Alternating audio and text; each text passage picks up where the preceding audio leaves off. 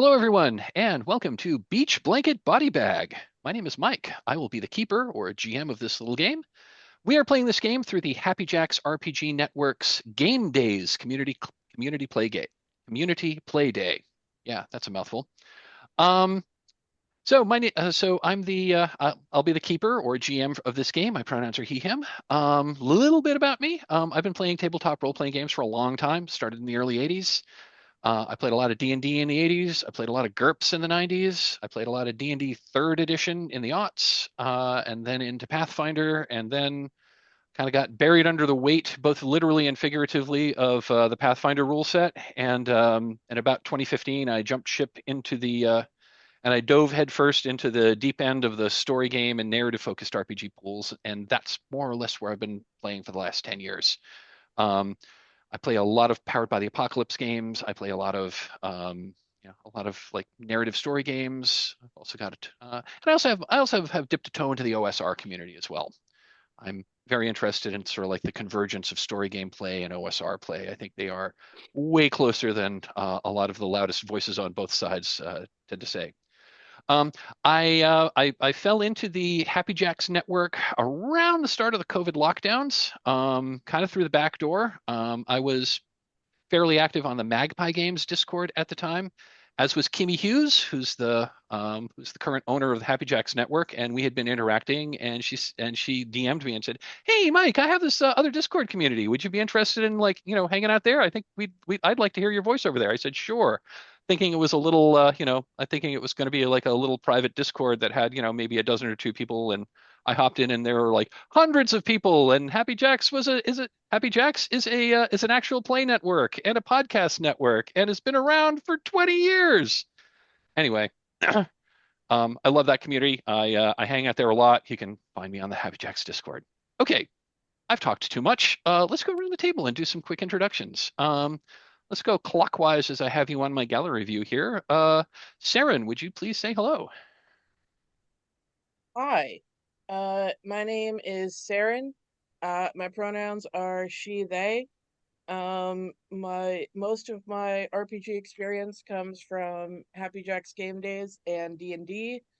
I joined Happy Jacks because a friend was like, "Hey, you like TTRPGs and have no one to play them with. I know of an entire server of GMs and groups that need people." To this day, I've never listened to Happy Jacks podcast. And at this point, I'm just keeping it up because it's funny when I say it on game days. Um, so yeah, that's me. Commit to the bit. I love it. Damn right. Um, Triptych, would you please say hello? Hi, I'm Triptych. I use she, they. This is my first Happy Jacks game. I'm going to be so real with you. Who I've said this earlier, but this game was advertised in other servers, and because it's carved from Brindlewood specifically, I came crawling to it like catnip. I more generally, I've been in the story games community for like almost a decade by now, just as like a reader and lurker on the edges of the community. I've had a big appreciation for like the whole community for ever, basically. And I've been wanting to like dip my toes in and find some people to play with more consistently. So good thing I'm here. Fantastic. Glad to have you. Thank And you. Vyrrk, would you please say hello? Yeah, I'm Vyrrk, or Christos is my real name. I have been playing role-playing games for a decade-ish, not a super long time, I guess, in the grand scheme of things. The very first podcast I ever listened to was Happy Jacks about role-playing games. And I was like, oh, well, these people seem insane, so that's perfect. That's what I'm looking for. I've been following kind of ever since, and now I'm like a mod on the Discord and stuff, and so I'm there a lot. And I try to do game days every time it comes up because I am the forever GM, and this is my very few times that I get to be a player. So I'm excited. Well, glad to have everyone here. So fantastic. So the game we are playing is Beach Blanket Body Bag. It's a game by Jason Cordova, published by the Gauntlet. This is a one of their new short form Carved from Brindlewood games. It's designed to tell a complete story in a single 4-hour convention one shot. Unlike most of the other Carved from Brindlewood games where they're designed for campaign play, this one is designed as a one shot. So let's talk a little bit about the game. I like to start these things with a CATS discussion. CATS stands for concept, aim, tone, and subject matter. It's kind of billed as a story game ritual, and this is a way to just make sure we are all here to play the same game, get us all on the same page. So the concept. Beach Blanket Body Bag is a horror game about a group of teenagers having a beach party on an isolated island in the year 1965. There are mysteries about the island and that the teenagers will have to solve, all while reckoning with a shared trauma from their past. The game is inspired by 1960s teen beach movies like Beach Blanket Bingo, Muscle Beach Party, and the Gidget movies. It is also inspired by music of the era and also 1970s slasher movies. The aim of this game is to tell a good story. Period. Sometimes we'll tell that story while portraying your character, and other times you'll do it by narrating flashbacks or out of character scenes. All the players are going to help me, the keeper or GM, with world building by answering special questions called Paint the Scene. Those are going to be asked to you as players. So even if you're not actually in the scene where I'm asking you to describe stuff, you're not describing this as from the point of view, not necessarily describing from the point of view of your character. You're describing it as what you think would be interesting as a player. Let's see. So these questions will generally help us develop what a place looks, sounds, and feels like. The tone of this game. So on the surface, this seems like a bubbly and light game full of summer fun, which is why I'm wearing my Aloha shirt. That fun is going to quickly turn into something darker. This game will also sometimes slip into the surreal. On a cosmic and spiritual level, these characters are transitioning from the carefree bubblegum days of affluent American teenagerdom from the early to mid 60s into the more transgressive and psychedelic age, of the summer of love and the late 60s, and this game's tone reflects that. Subject matter. Okay, so here's where I'm going to list some content warnings. So this game will deal with harm to teenagers, possibly harm to animals. We can veil that if people would prefer not. This game does have some graphic violence, drinking and drug use. Ritual murder is going to happen. And the game does deal with some tones of sexism that were typical of the 60s. We are not restricted to the societal norms of the 60s, particularly as it comes to marginalization. In our version of 1965, things like race, nationality, ethnicity, sexuality, gender, religion, etc. They're not a barrier to being invited to a beach party or getting murdered by a serial killer. A little bit about gameplay. So this is a Carved from Brindlewood game. For those unfamiliar, this is a sort of a branch of the Powered by the Apocalypse games. So if you've played PBTA games, this is going to feel very familiar. It uses a 2d6 plus your stat resolution mechanic. It uses moves. Tiered results. Miss, weak hit, strong hit. Game is also highly collaborative. Players have a lot of input in the world building through the game mechanics, most notably the paint the scene question or the paint the scene questions, and the answer a question move. We'll go over that a little bit. The central mystery of this has no canonical solution. I'm going to present the mystery. I don't know who done it. We're going to figure that all out as a table, using the mechanics of the game to help us come to that conclusion. That is the cat's discussion. Any questions before we move forward? Okay. I'm good. Awesome. Does everyone have a link to the character keeper? Yes, sir. Okay. I do. So awesome. So on the character keeper, I'm gonna like first of all, I am not going to play music over this. I find it distracting as a player, and as a keeper. But this game has a soundtrack. If you would like to, I've got on the info page of our character keeper, there are three different links to a soundtrack. It's the same soundtrack. It's just, do you prefer Spotify, Apple Music, or just going to YouTube? During the game, I may mention, okay, well, the song in the background is, the song in the background is, I don't know, the Hawaii Five-O theme by the Ventures. If you would like to play that, I'll mention that. So, if it's there and you want to play that on your own, you certainly can. I'm not going to play it through the channel for two reasons. One, I find it distracting. Two, I don't have the rights to any of this music, and I would like to post the video. Um, so, so I may say that, like, okay, and now we are okay. So now we're going to play, um, so the background the background sound, it might be busting surfboards by the Tornadoes. So if you want to play that to like flavor it and want to play that on your own, you can. And so those links are there. If you click over to the Safety and Resources tab, the next thing I want to talk about is emotional safety at the game table.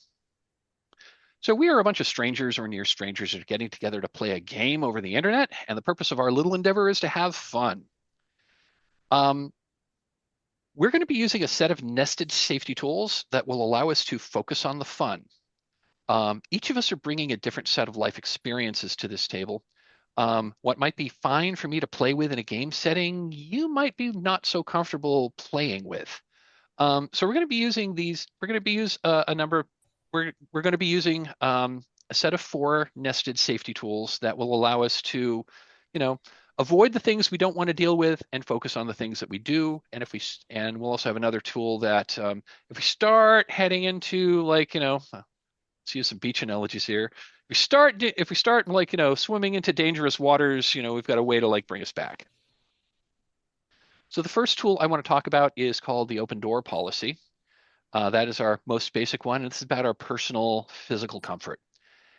We are all free to come and go from this game as we please. None of us have to be here. We are all here of our own volition. Life happens. If for any reason you need to step away from the game table, step away. Whether that's, the FedEx guy comes knocking on the door and you need to sign for a package, or you get a phone call that you really need to take, or your dog jumps up on the table and knocks over a vase and you need to clean it up. Hey, life is more important than this game. Go ahead and step away and come back when you're ready. Appreciate it if you would let us know that you're stepping away, and we may just call a break until you're ready to come back.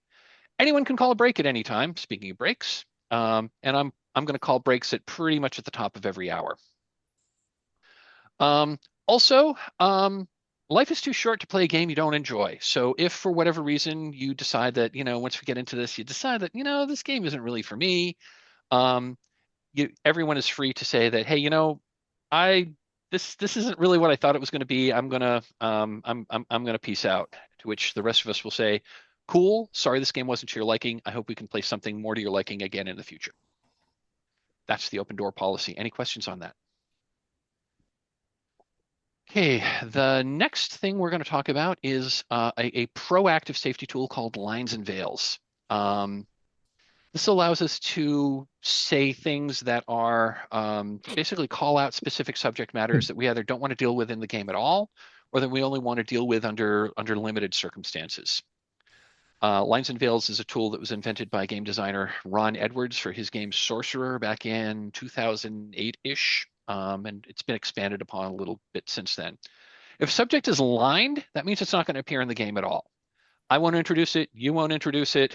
If it was in the game, if I was running a prepared adventure and if it was in the game, I would do my best as the GM to write around it. So it's just not going to be there. If a subject is veiled, that means we can acknowledge that the thing happens in the world, we may hear reports or see signs or hear stories about that thing happening, but it's not going to happen on camera. We're not going to have scenes about it. Those are the original lines and veils. We're adding two things to that. We're adding another column called Ask First. If a subject is an Ask First, that means you may be okay with this in some circumstances and not okay with it in others. So if a subject is marked Ask First, before we include that in a scene, we're going to pause, step out of play, and just like check in with each other to make sure, and put some parameters around it to make sure, is this okay for this scene? If yes, cool, we'll go ahead. If not, we'll take a different approach. Finally, there is a column called Inherent, and these are subjects that are dealt with in the text of the game. We cannot really effectively line subjects that are inherent to the game.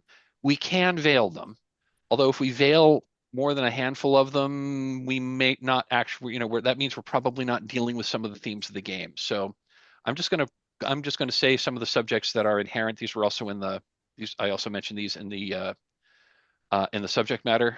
So inherent subject matters to this. We've got bullying, drinking and drug use, graphic violence, harm to teenagers, ritualistic murder, and harm to animals. That's the one that I may write around. I know a lot of people aren't super happy with that. I know a lot of people don't want to deal with that one. So I'm just going to say that because the game as written may have harm to domestic animals. So we don't want to deal with that. We can certainly veil that. Okay. I don't like to talk about lines and veils while we're on camera, so I'm going to pause the recording and we're going to talk about this. We're going to set some lines and veils, and then once they're set, we're going to come back and move on. So I am pausing the recording here.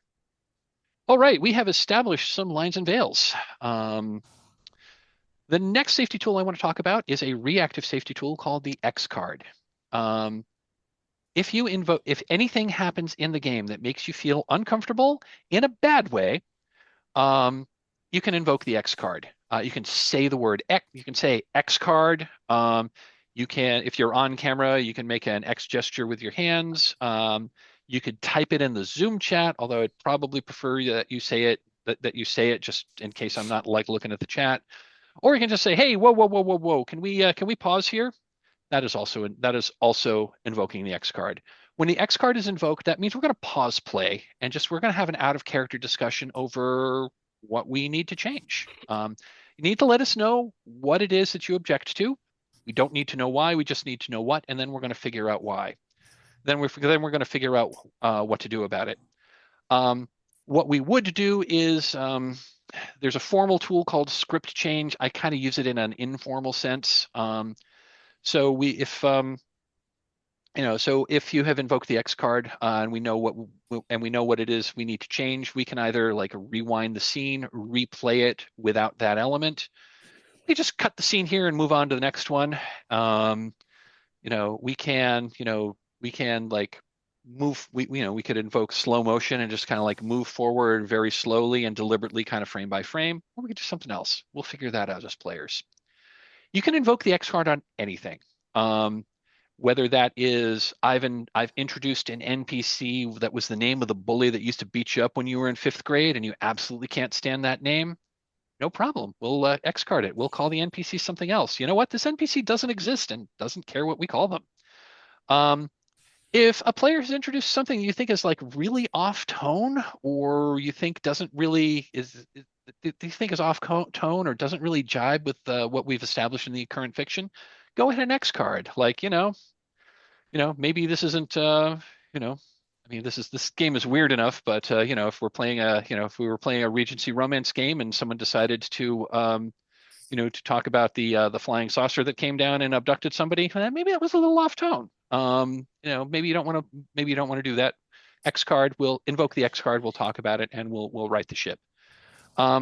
I do like to call out that if someone has introduced a subject or something that you're not super comfortable with and decided not to bother with X carding, and then it comes up again, It's absolutely 100% okay to X card subsequent events of something that subsequent instances of something that you let slide the first time.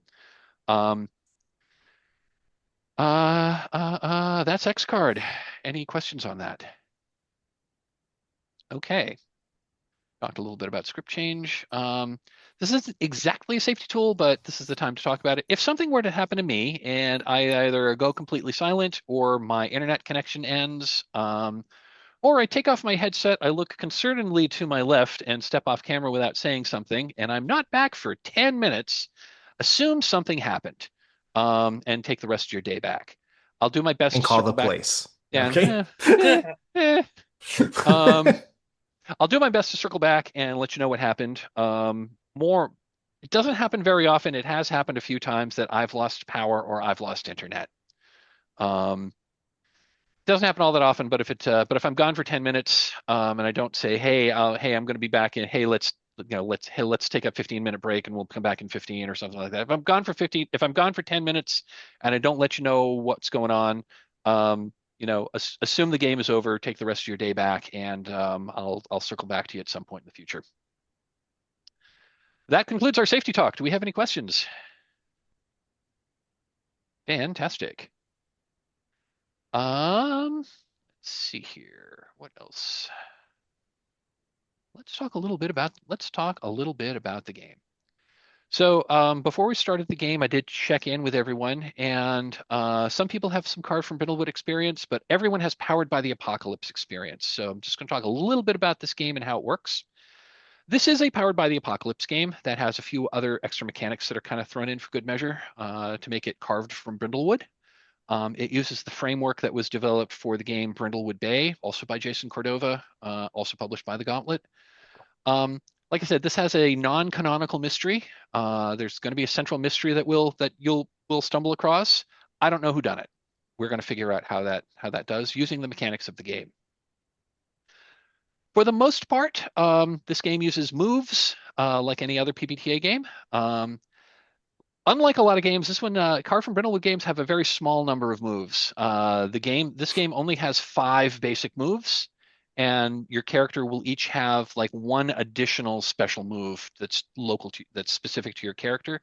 One thing is no 2 characters can have the same special move. So when we do character creation, just make sure that only one person has any one of the given moves, and there's only 6 to choose from. Your players have a lot of autonomy over the world.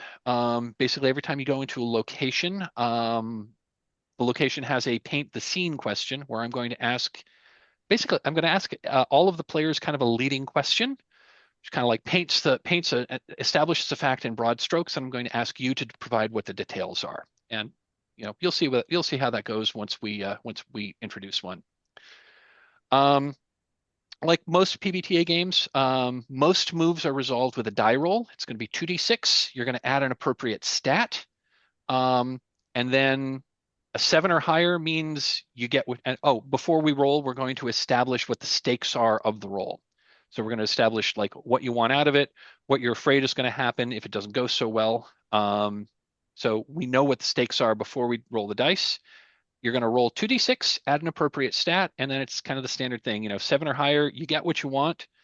6 or minus, you get something other than what you wanted. So a 6 minus is called a miss. Generally, the GM is going to narrate something. If you get a 7 and 9, that's generally a mixed success. You get what you want, or you get what you want, and. A 10 plus is generally full success. You have narrative control to describe the scene. If you got a 12 plus, it's the same as a 10 plus. I'm sorry, did you have a question? Oh, okay, no problem.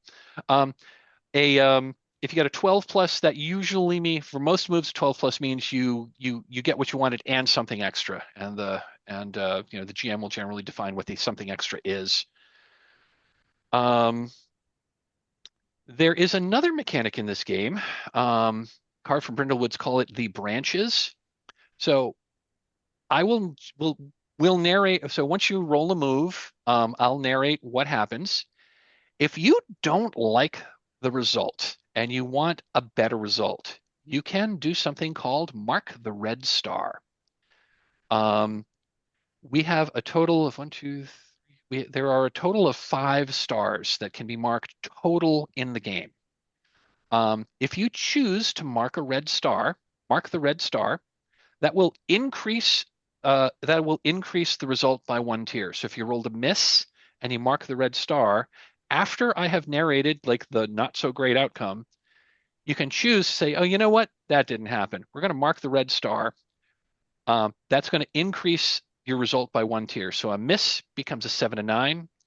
A 7 to 9 would become a 10 plus. A 10 plus would become a 12 plus. We can do this a total of 5 times during the game. So the person who invoked the red star has a question, basically it's a flashback to something that happened on this island last year. So you get to narrate that, and then the other players will add some details around that established fact. You can kind of think of these as kind of like a meta hit points, because this and again, this is a way that you can take some narrative control to establish backstory, and also like you don't like this result, we'll narrate something different.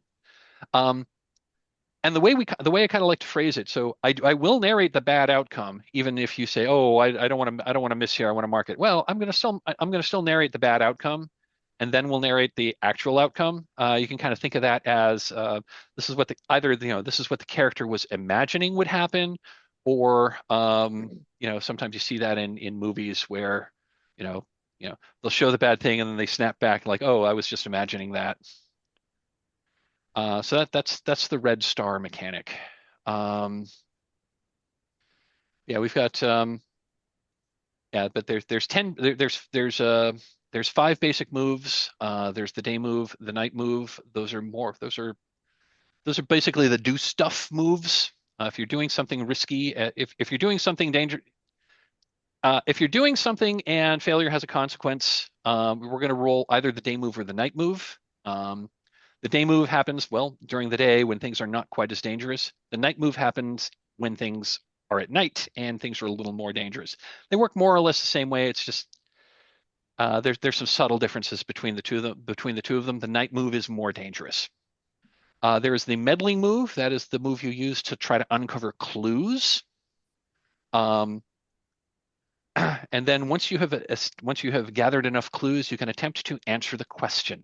And answer the question is attempting to solve the mystery. You can kind of think of that as the characters are get together and they're like theorizing what the like what these clues mean.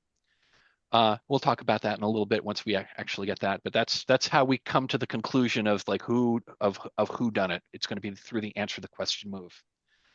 One other thing about this game is characters have conditions. Generally, as a consequence of a mixed or poor roll, I may impose a condition upon you. I may ask for input on that. I may ask like, well, how does this make you feel? And then you'll tell me, and I will translate that into a condition. Conditions will generally cause you to roll with disadvantage if it comes into play. Like for example, if you fell down and you fell down a ravine, and I gave you the condition like broken arm. You can take the condition broken arm, in which case, if you're doing something where having a broken arm would make what you're trying to do more difficult, I would say, okay, well, this condition comes into play. I'm going to have you roll at disadvantage. All right, advantage, disadvantage. A lot of games have this. A lot of PBTA games have this. If you are rolling with advantage, instead of rolling 2d6 plus your stat, you roll 3d6 and add the highest 2 dice. If you have disadvantage, you're going to roll 3d6 and add the 2 lowest dice and then your stat. Advantage and disadvantage are you have it or you either have it or you don't. They don't stack up. If you have like advantage from multiple sources or disadvantage from multiple sources, it doesn't matter. You just have it or you don't. If you have advantage and disadvantage, they cancel each other out and you just roll normally. And finally, you're going to have some items in your beach bag. If an item in your beach bag would help you, you can choose to mark it and take advantage on the subsequent roll. Even if you mark it, you can still use them for fictional positioning, even if they're marked. But you can only mark an item for advantage once. That is a nutshell in those are the rules of the game in a nutshell. I'll clarify more once we actually get to invoking rules. Any questions before we move on? Okay. I am now going to, and now we're going no. So I'm going to do a prologue, and during the prologue, you're going to make some character choices here. Let me make this a little bigger so I can actually read it on my screen. Presenting the mystery. If you want to, so the soundtrack item is California Sun by the Rivieras. It's summer of 1965. You and your friends have taken a ferry over to Wolf Island to enjoy a weekend of surfing, sunbathing, and sleeping under the stars. Wolf Island has a beautiful white sand beach, a biking trail that goes deep into a forest of tall pines. And apart from that rich, weird guy that who lives on the hill, nobody else on it. The beach party is 100% square free. No parents, no police, no problems. Excuse me. You almost didn't come back to Wolf Island after what happened last summer. Poor Darla Sunset. Darla was such a good swimmer. She's the last person you'd expect to find washed up on the beach. Drowned. But, life must go on, and, it's what Darla would have wanted. She would have wanted the party to go on. No doubt she's beaming down at you right now from that great pipeline in the sky. He had such a beautiful smile. Anyway, it's early on the day on Friday when the ferry drops you off. It will not be back until Sunday afternoon. Okay, so let's go around the table. Let's go around the table and make some character choices. So I've established the scene. So if you could click over to the characters tab, if folks could pick one of the three columns for your character. Put your player and your player name. And let's go ahead and make some decisions. We've got first name, nickname, surname. You can pick those from the drop-down list, or you can choose your own. Let us know your and your character's pronouns. And then we have some, once you've gotten that, we can then talk about your character's look. Again, you've got choices of clothes, accessories, and footwear. It's kind of like let us know a little bit about your character.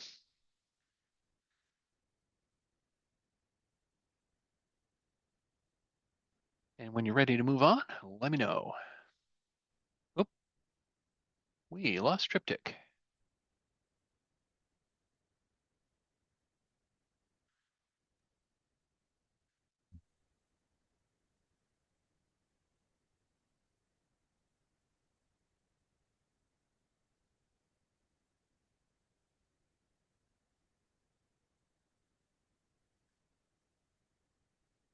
Oh, they're there.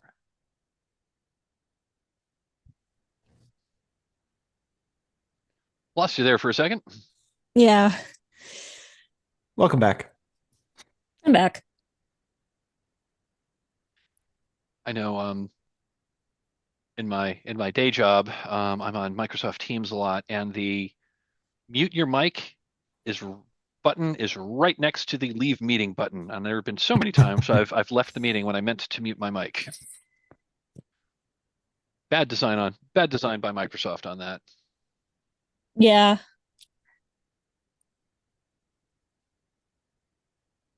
Not surprising though. Microsoft. Yeah. I mean, I'm connecting on a Windows PC, but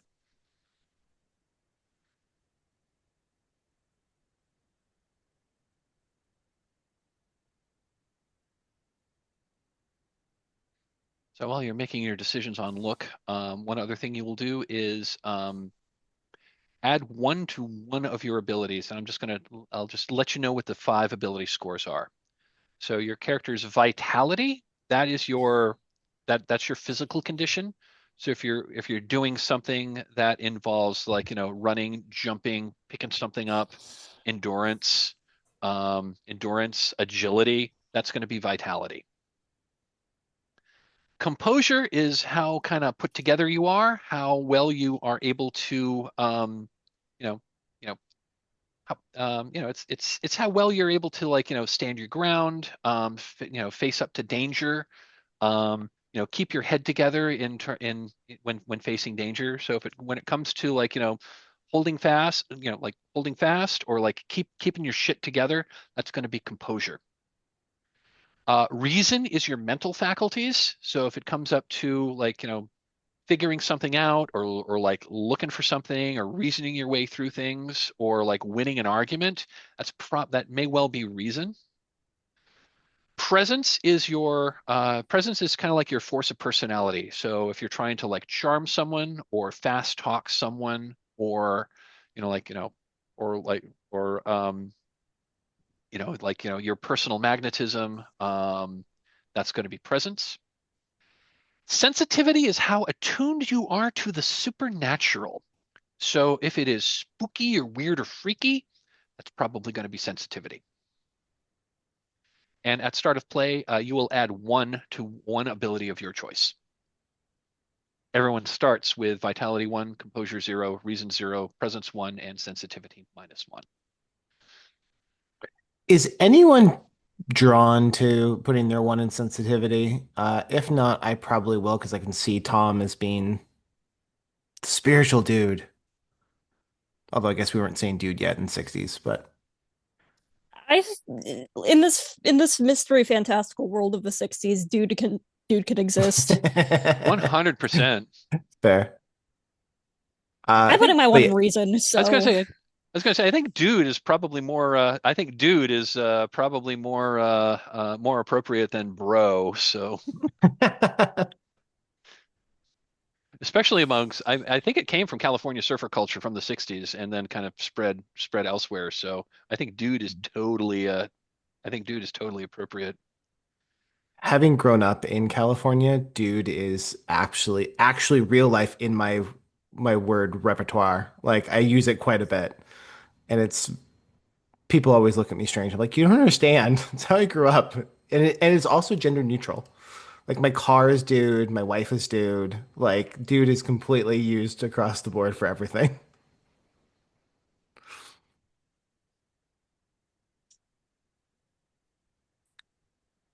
Okay. So have folks made their choices on their look or still figuring things out? Yep, I've got Yep. mine. Same. Okay, awesome. So let's so going back here. So let's go around the table. Introduce your character by your name and your look, and tell us what we see you doing as you disembark the ferry and head over to the beach.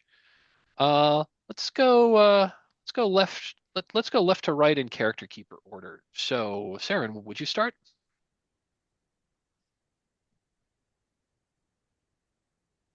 Can I go last? I'm still figuring things out. No problem. Triptych, are you ready? Yeah, I'm ready. Go for it. I think when the boat docks onto the beach, there's a big stereotypical rush of teenagers out on the beach. He's just like getting ready to like have fun in the sun. In the back, there's Marsha Mitchell. Most people call her Freckles because she's freckled. She's freckled up to the T. She's just hanging back. She's got a beach bag filled with basically everything you need for any sort of long-term relaxation. She pulls out a beach towel. She lays it out on the beach. He plants herself down and then just takes a couple of books out that she's been meaning to finish up and just sort of like leans back, starts reading, enjoys the sun. This is what life's all about. I love that. Vyrrk, would you introduce us to your character? Yeah. So Tommy Glenn, also known as Tiki Tom, is kind of the quintessential 60s guy surfer. Like he has the blonde hair from being in the ocean. He's wearing like cream colored linen pants and a blue and white Aloha shirt. Um, Everyone calls him Tiki Tom because he grew up off and on the Hawaiian Islands. So he has a lot of that time or whatever, and so he's really connected to his spiritual side. Like he really understands the world, you know, is how he looks at it. And he's stoked to be here. He has this huge 10-foot long surfboard because that's all they had back then, and he is all about being here and ready to have a great time and to drink his way through this whole vacation. Love it. Serin, are you ready? Or do you need a couple of minutes? No, I'm good. My computer's being weird. I'm good. All right, let me pull her back up. All right, so Susie Hula Tucker uh is she's a little slower than the initial like run off the boat. She's in her super cute halter swimsuit with her friendship bracelets and her earrings, and she's got the oversized sunglasses. Like, she's totally what you think of when you think of a beach girl in the 60s. Um, they call her Hula because she took a trip down to Hawaii with her parents and totally learned how to hula, and she's the best hula girl out there. And she's super excited to show off for the boys and maybe catch a boy's eye this summer. I love it. Fantastic. Okay, this is a great intro to our characters. Um, so music change to Surf City by Jan and Dean. Let's get to know our characters a bit more. So let's go ahead and just role play out a scene of everyone setting up camp at the beach. It's getting to be mid to late afternoon, so we're setting up on how you're gonna spend the night on the beach tonight. So let's role play that out. Let us know, each of you, like, let us know who's your best friend here. Who's your rival? Do you secretly have a crush on somebody? And how do you know all these things, subtly or not so subtly? Let me also just add a couple of other characters who are here. In addition to the player characters, and there are a number of other teenagers on this beach party. But of note, we've got Skip Moondog Monroe. Skip is a big guy, heavy set. Oh, I'm sorry, wrong character. Moondog is he's laid back, mellow, insightful. Also a surfer. Plays ukulele. Mostly goes around without a shirt on. He's insightful. He's the kind of guy that's makes profound statements that, once you think about him, maybe not quite as profound as they sounded the first time. We got Mark Hambone Harrison. Hambone is heavy set. He's wearing a Hawaiian shirt that's got several mustard stains on it. He's always hungry. Hambone is the class clown. He's always there, and he's always trying to make a joke. Most of them land, a lot of them don't. Also here is Candy Clearwater. She is cheerful, flirtatious, the life of the party. Candy is also keenly observant and generally picks up on things that other people don't, much to everyone's surprise because she is, like I said, the life of the party. Also, you got three dogs there are three dogs wandering around the party. No one's exactly sure who these dogs belong to, but everyone knows them. They're super friendly. There's Bongo, the golden retriever. Bongo is playful, affectionate, is kind of everybody's mascot. We've got Tiki, who is a Boston Terrier. Tiki is curious and is always digging stuff up and finding things and bringing them back. And we got Ripcord. Ripcord is a German Shepherd. She is energetic, protective, but barks a whole lot. So between those and those characters are on the notes tab if you want to refer to those. So let's go ahead and have let's go ahead and just have a little role play scene here of setting up the beach, interacting. Now I think we've got to. Oh, go on. So if there's a dog named Tiki, I'm probably going to change my name so Yep. there's no confusion. Fair enough. But give me just a second. No problem. There. I'm going to say that yeah, I'm going to say that Moondog isn't setting up a tent or anything. He's stretching up one of those like mesh hammocks between two pine trees that are on the edge of the beach. And he climbs in. So he climbs in. He's got like one of those like straw sailor's hats with the with the fringe that goes up on, kind of like pushes it down on his, and he's like leaning back in his in his hammock. He's strumming his ukulele. Okay. I think that Freckles was the first one to pitch up her tent for the night. Hey, she's watching most of the other people. She's watching most of the other people on the beach sort of get all their stuff, kind of argue about what parts of the beach they want to sit in. And she's just glad that she's gotten all of that out of the way by this point. Very specifically, she looks over at Candy Clearwater as she like tries to commandeer whatever sleeping arrangement she wants. There's a little something going on behind her eyes. She doesn't even know what it is. She's defaulted to most of the other people to calling her that weirdo hoe who talks too much to other people whenever she asks.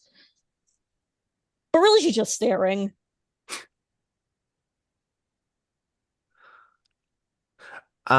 So I think Tommy's gonna kind of look at the beach, see where everyone's set up, and he's gonna notice like all the good spots are already taken because Tommy is like the last person off the boat. He's super like rolling with the flow, whatever, and he has like nowhere to set up camp. And so he just kind of like walks up to Marsha and is like, "Hey, do you mind if I just like camp behind your tent? Because like you're kind of in the shade and stuff, and I'm not going to use a tent or anything. Because look at how beautiful it is out here. Why would I possibly need a tent? Is that okay? Is that cool? Can I just be there?" Uh, yeah, that's cool. That's cool. She says, stuttering, almost shaken out of it almost shaken out of her copy that she's quote unquote reading. Yeah, he's like, awesome. That's exactly what I'm looking for. I'm just here for to enjoy the waves and this time and like look at you. You're even reading a book. This is perfect. You're just enjoying what we're all given to be here. You know what I mean? Yeah, I know what you mean. It's just, I know what you mean. You'll be quiet during the nighttime, right? Yeah, yeah. That's basically, yeah. You can sleep there. It's like, thanks. Get a drink, Marcia. I think you need it. Get those. Just enjoy yourself.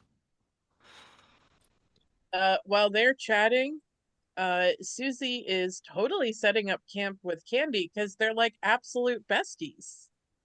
Why would they not be rooming together? Marcia probably notices Susie noticing her and then whispering over to Candy. Not necessarily maliciously, but there's some giggling going on. Eyes back to the book. Eyes back to the book. I am going to read the fuck out of some Agatha Christie right now. Yeah, I'm turning away. Yeah, I think Candy turns to Hula and says, "Yeah, I don't know. I don't know. That Freckles, she's always watching me. I don't know." It's like so weird. Like, I mean, who wouldn't watch you? You're like the prettiest girl in school, but Oh, the way thank you. forced. And then she's gonna walk over to Moondog and ask if he knows how to play some like hula songs. So she and Oh, Candy can show off. oh, like, yeah. Oh yeah, Hula songs? Yeah, absolutely. He like That'd be stops and so cool. he tunes he tunes his uke a little bit. He starts playing like Aloha A.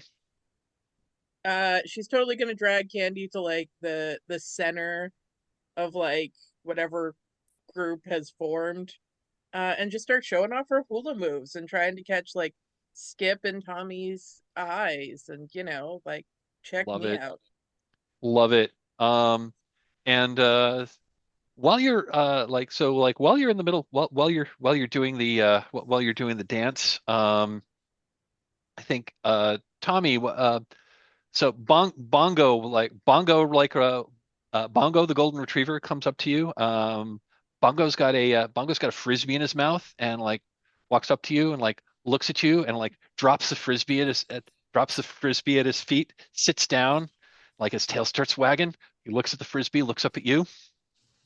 Oh yeah, for sure. Like Tommy's like bongo and like just is like super stoked and like picks that frisbee up and throws it as far as he freaking can, like into the water. Oh yeah. Oh yeah, the frisbee goes into the water. Bongo like runs after it, jumps into the water, like swims out to it, grabs the frisbee, turns around, starts swimming back. And that's when Ripcord, the German Shepherd, like walks up to the edge of the water and like just starts barking at Bongo. Um, although maybe barking toward Bongo, it almost looks like Ripcord's like looking farther into the water and is barking at something. Hard to say. Ripcord barks a lot. But Bongo gets out of the water and like brings the frisbee up to you and like drops it at your feet. Oh, of like walks up to you, drops like with the frisbee still in his mouth, shakes himself off and throws water everywhere, and then drops the frisbee at your feet. Nice. When he does that, when Bongo does that, Hambone, the heavy set guy in the shirt, like is behind him, and he's got a hot dog in one hand, and like and when he's got a hot dog in one hand and a can of beer in the other, when when Bongo shakes him off, it's like, Bongo, come on, you got my hot dog all wet. Oh, and takes a bite out of the hot dog and a bunch of mustard comes off the end and like it makes yet another mustard stain. Man, well, fortunately I brought a few more of these. Hey Tommy, how you doing? Oh man, you know how it is. I'm here to have a good time. Everything's great. The sun's out. The chicks are dancing. It's Oh yeah. perfect. This is the life. This is the life, my friend. He slaps you on the back. And then I'm like, hey, watch this. And I grab that frisbee from Bongo, who's still sopping wet. And I throw the frisbee like right across towards where Skip is in the tree on the ukulele. And so it like goes right by and the dog goes running through like I everyone. love it. I love it. Okay, I think that's a good establishing scene here. Let me head back okay.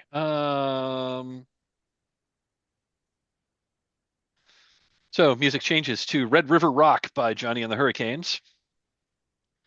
So this year's Wolf Island trip is extra groovy because Chet Hollister, a shining surf god and the most popular boy in school, has decided to grace your little group with his presence.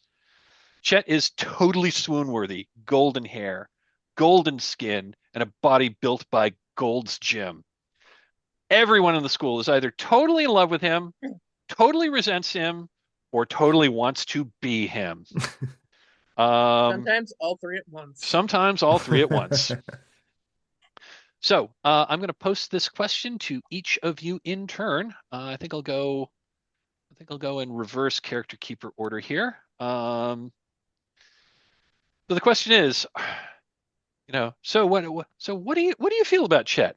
Are you in love with him? Do you resent him? Do you want to be him? If you're in love with him now, how do you imagine your life with him will be like if you can capture his heart? If you resent him, why? If you want to be him, what are you trying what of his mannerisms are you trying to emulate? Let's go in reverse character keeper order and let's start with Tommy. Tommy resents Chet really bad, and Tommy doesn't resent anyone, but he really cannot stand the dude. He's just everyone's all about him, and he's just like doesn't like the vibes, man. Like he's just not what he's there for. He thinks Chet is too full of himself and not a real surfer. Love that. Marcia, what do you think of Chet Hollister? Chet Hollister is a vapid, hid piece of shit. No, she hasn't really talked to him that much. Yes, this is all gut instinct, but there's just something about him that's like totally phony. Totally like, oh, if you got rid of all those like golden locks and tan skin and Adonis carved body, he'd be nothing. There's like nothing there. And it's Love just it. kind of infuriating that this is the popular guy. Beauty is skin deep, and there ain't nothing underneath it. Love it. Okay. Susie, same question. What do you think of Chet Hollister? Oh, I think it's well established that she's in love with him, and they are going to have the most perfect life.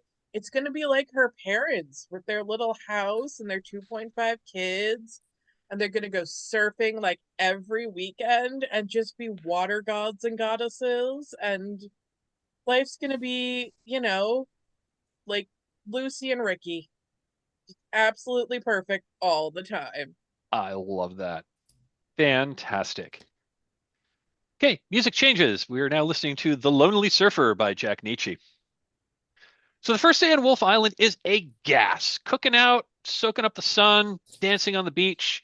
The surfers are hanging 10. Some of the boys made it very clear they'd like to hang 11 later tonight. And this is really just a boss day. So, again, I'm going to ask each of you, what was your favorite part of the day? What did Chet do to make it even better? Or what did Chet do that almost spoiled it for you? Uh, let's go around clockwise in character keeper order if that's okay. So let's start with Marcia. I think that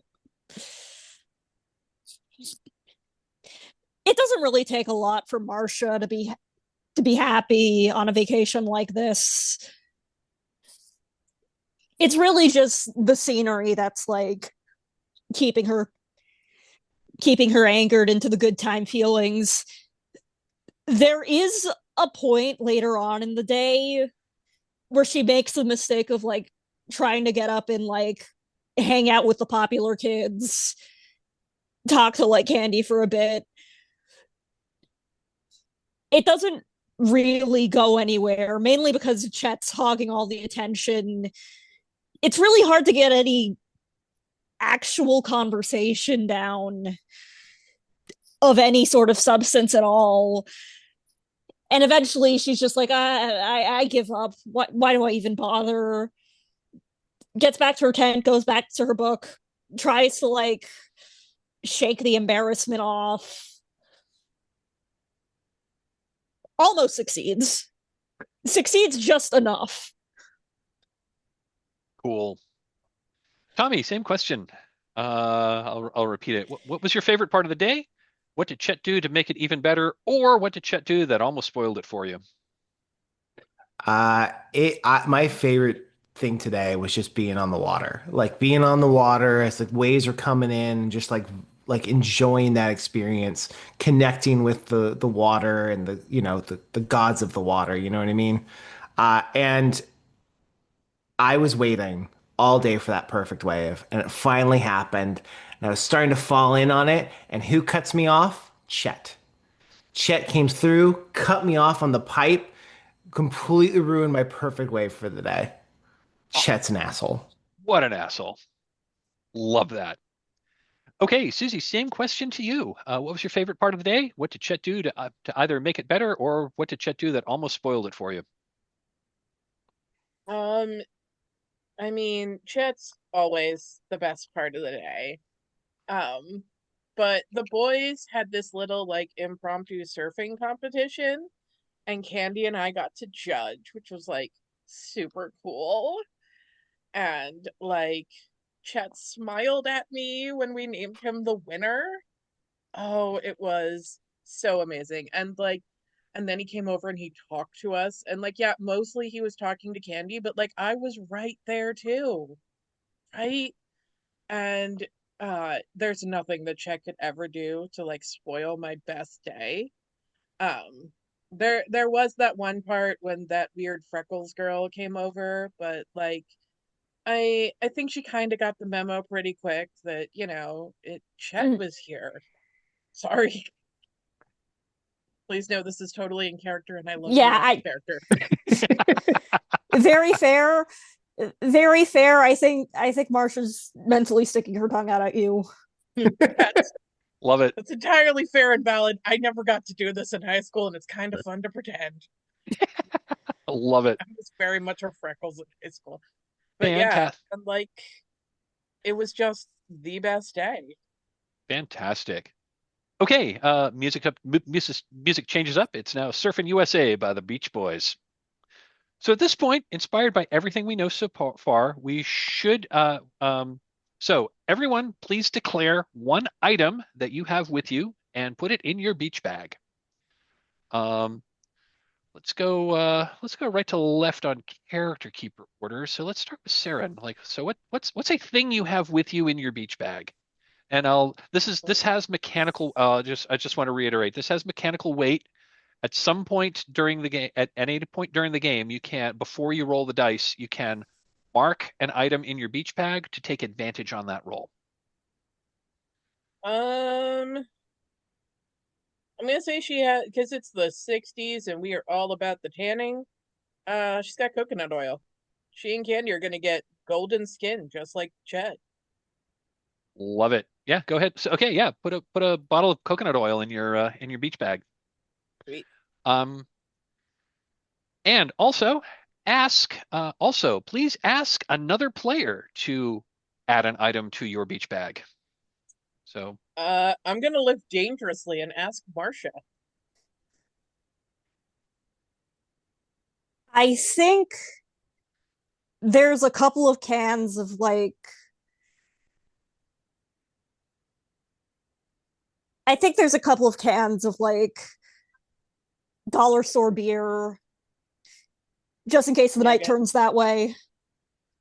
yeah, go ahead and put 6 pack of beer in there. Love it. And let's go to Freckles. What's an item that you have in your beach bag? I think she mentioned her Agatha Christie thing that she's tearing into. Very specifically, it's like a pretty thick tone of Jane Marple stories. Sure. Yeah, go It's ahead. it's just like an entire collection of it. Yeah, yeah. Put Agatha Christie collection in your beach bag, and pick another player to add something to your beach bag. I'm gonna say Tommy. Mm. I think you have like a full um first aid kit and you don't want to tell anybody because you're afraid that everyone will think you're a square. But you totally have like you came actually prepared, unlike all the rest of us. Love it. That's so tracks. I love it. Okay, Tommy. What is an item that you have in your beach bag? I have a bottle of pre-made Mai Tai that I Yes. made and brought with me, and I am like ready to go at the drop of a hat. Love it. Pick another player to put something into your beach bag for you. I think Susie. You gotta have surf wax in your bag. Oh, Gotta good take care of call. the board. I do. Can of surf wax. There you go. Good call. Okay. Looking at the time, it is we're about 90 minutes into play. Ideally I was gonna get the whole intro out of the way and then call a break, but let's take a break here. Let's take a little more for this. I got 27 past the hour. Let's take a 13-minute break and come back at yeah, let's come back at 40 minutes past the hour. Sounds good. Good. Okay, I will see you then. And we're back. Okay. Where were we? So after everyone has added 2 items to the beach bag, continue. So Friday night is for telling scary stories around the campfire. There seems to be some disagreement on how Wolf Island got its name. So if you head over to the notes tab, there are some known legends about there's some possible known legends about how Wolf Island got its name. I'm going to ask each of you to pick one of those legends or come up with your own, and just this would be a time to come up with a little story about that. So after everyone, the way this, and I messed up the rules a little bit. So the way I was supposed to have you pick a prompt, then take this 10-minute break, so you had a little bit of time to think about how your story was supposed to go. And then when we return, we would have everyone tell their story. So for the sake of the viewers at home, I'm just going to read them off. So Legend 1 was The Murderer. A serial killer called the Wolf used this island as a hideout while avoiding capture. There's a legend called Old Grayshanks. A mythic wolf or wolf-like creature of enormous size has been reported to be on this island in the past. There's a legend called Wolf Industries, which was a secret company with government ties to use this island to perform experiments back during the war. There is a legend about the Wolf family, which was a family of sadistic cannibals once called this island its home. There is the Cult of the Wolf, a moon-worshipping cult once used this island as a holy site, or the Pack. They say that an immortal gray wolves still stalk the island's pine forest, or make up your own. So again, I should have presented this and then taken a 10-minute break so that folks had time to think about it. But if folks want to take a few moments to pick a prompt, and so if folks like to pick a prompt or come up with their own, say which one you want to do, and then we can take a few minutes for you to think a story, or if you want to make one up off the cuff, that would be cool too. I've got a pretty good idea for a wolf family story, if you don't mind me going first, Go for it. so that I can give you guys time. And were any of you eyeing wolf family? So No, do it. Go for it. Kill it, Freckles. Okay.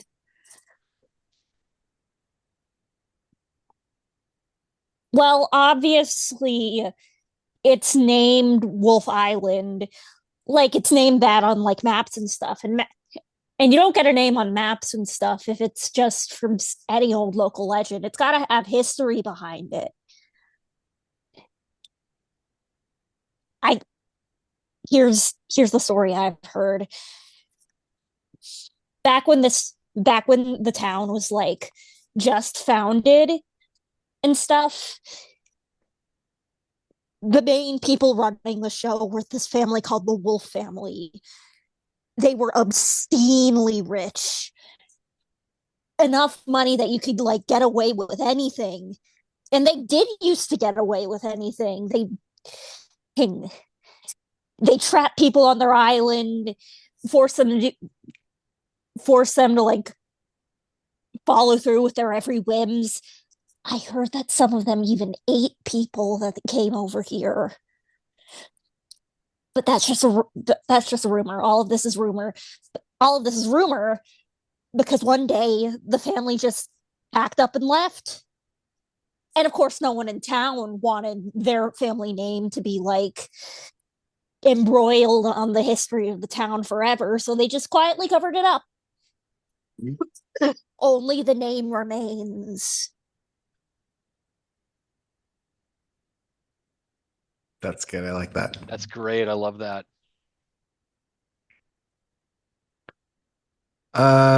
You have anything you want to do there, Susie? If not, I can I'm pick still one. deciding. Go for it. Okay. You mind if I take Cult of the Moon? Take it. Sweet. Um, so years ago, back on the mainland, there was a cult that got ran out of the mainland and they came to hide here on this island. They were known as the Cult of the Moon. And they were like nuts. They wore like wolf pelts over their shoulders as a way to hide their identity and also to like conjure up the the spirits of the island. And they would have these rituals here where they would sacrifice young people, people that were not of the island but came to the island, much like us. And these people, whenever they would come in the summer because that was when the island called people. But when they were here, the cult of the moon would take them in their sleep, in their tents, and they would sacrifice them to the moon and howl. For there are no wolves on this island, just pretenders. Great story. I love that one.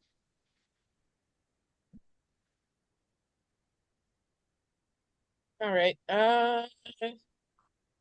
It's gonna be basic, but so is Susie. Oh my God, you're all telling it wrong. Like I know my character. I know my girl. Mm-hmm. It's because there used to be a serial killer that would like mess his victims up so bad that the police initially thought it was wolf attacks. It turned out to be like just one guy. And he was using this place as like a hideout to try and get away from them. So they tried to corner and capture him one day, right? And there was like this big shootout or whatever. Except when the whole thing was over, they never found his body. They say his ghost still haunts here, you know.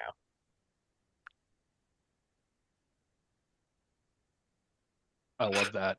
Great, great legends. Those are fantastic.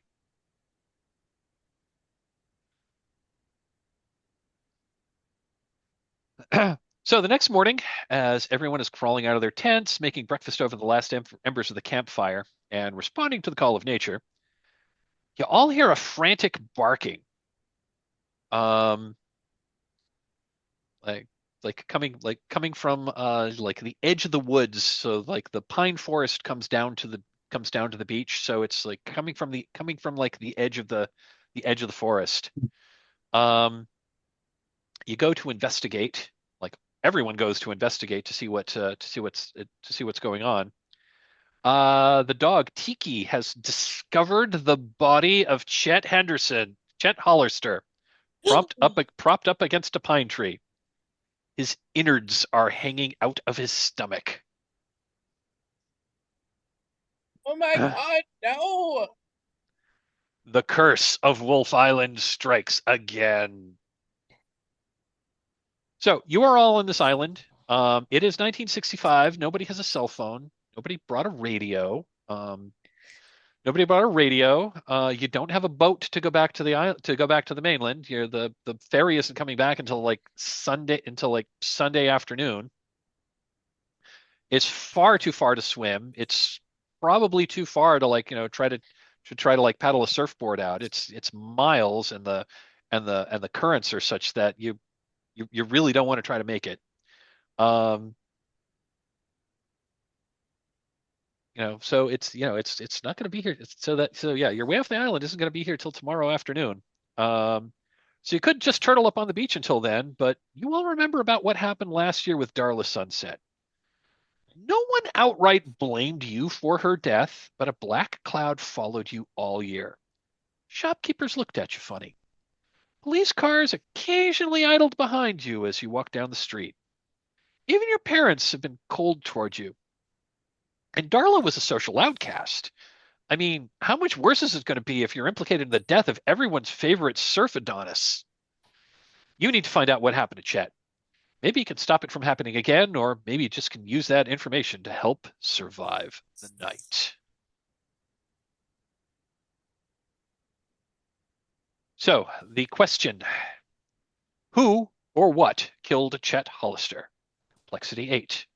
Cue the music, the Peter Gunn theme. The opportunity, once you have answered this question, and we'll talk a little bit about the mechanics a bit. Locate the killer, then capture or kill them, or survive the night and take the information to the authorities tomorrow morning. And one other thing that we need to do with our characters is each character needs to pick their special move. Looks like Serin has already picked one for Susie, but there are 1, 2, 3, but there are 6 special moves that you can choose from. No 2 characters can have the same special move.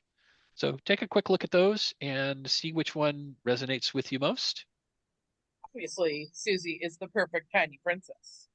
Why would she not be? Susie has taken Itsy Bitsy Teeny Weeny. The move reads, whether you're a perfect fairy princess or just the runt of the litter, you're small in stature. When being diminutive would help you with an action, take advantage on associated rolls. When stacked with something from your beach bag, take double advantage. In other words, roll 4 dice and take the 2 highest. Or I'm just going to say, if you're doing that to try to counter disadvantage, that would just leave you with advantage. Rock and roll. I'm tied between 2, so I'm gonna let Tommy pick first. What 2 are you looking at, Marcia? Pipeline and Wipeout. Okay.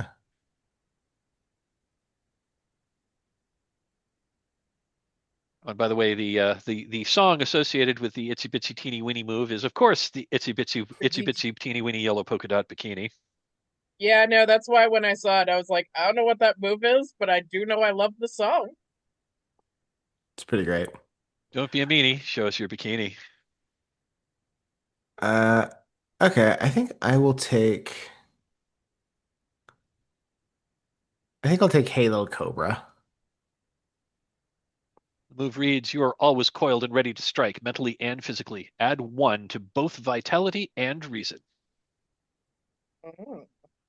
So yeah, some of these moves just like add to your stats, which is just kind of like make your die rolls generally better. Then I'm gonna take Pipeline. Pipeline. You've always had a connection to the other side. Add 1 to sensitivity. When entering a new location, you can always ask what is about to happen. Keeper will answer truthfully, but not necessarily completely. This is what you get when you're a mystery reader. Correct. I like that. So, just going to talk a little bit about how the answer the question and how the mystery mechanic works in this game. So we're now getting into it. So in this game, the idea is you're going to be like going around the island. You're going to be talking to people, investigating things, looking at stuff. There are a number of like named locations on the island that you can find if you start like poking around. The meddling move is basically how you investigate. I'm gonna read the meddling move right now. When you search for a clue, conduct research, or otherwise gather information, describe how you're doing it, and then roll with an appropriate ability. On a hit, you find a clue. The keeper will tell you what it is.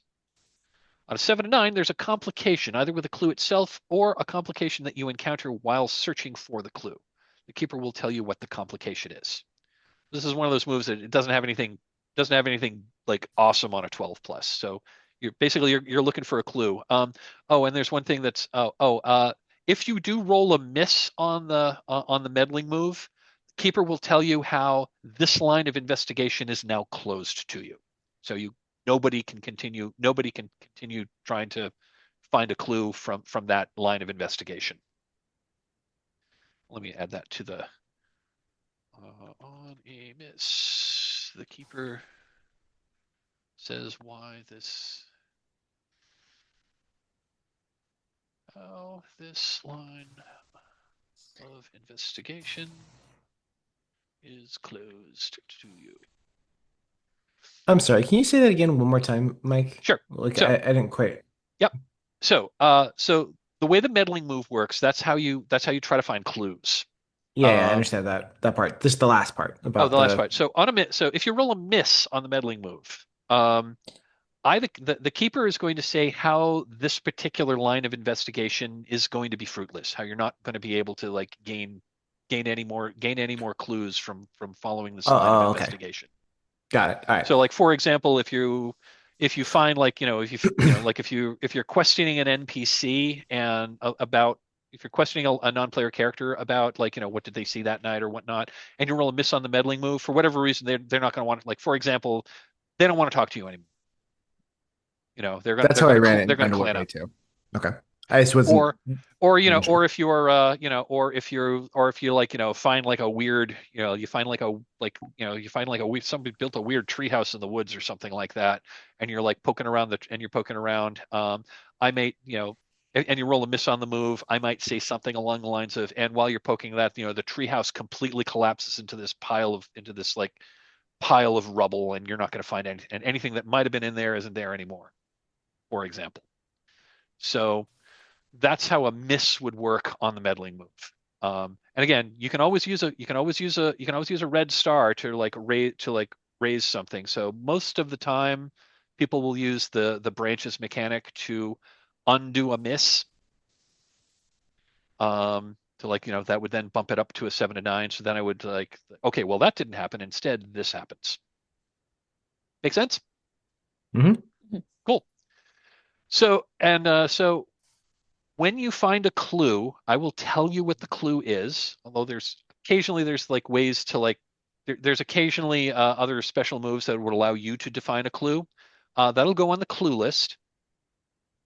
When it is time, once you've gathered a number of clues, you follow the answer a question move. And the way that works is you're going to look at your list of clues and you're going to come up with a theory of the case on how these clues tell you what happened, who killed Chet.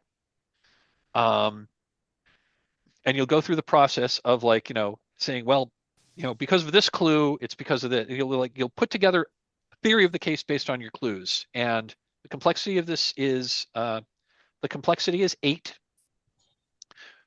When you have incorporated clues into your theory of the case, we're going to make an answer a question roll. And the way that works is you're going to roll 2d6. You're going to add the number of clues that you have incorporated into the theory of your case minus the complexity of the theory.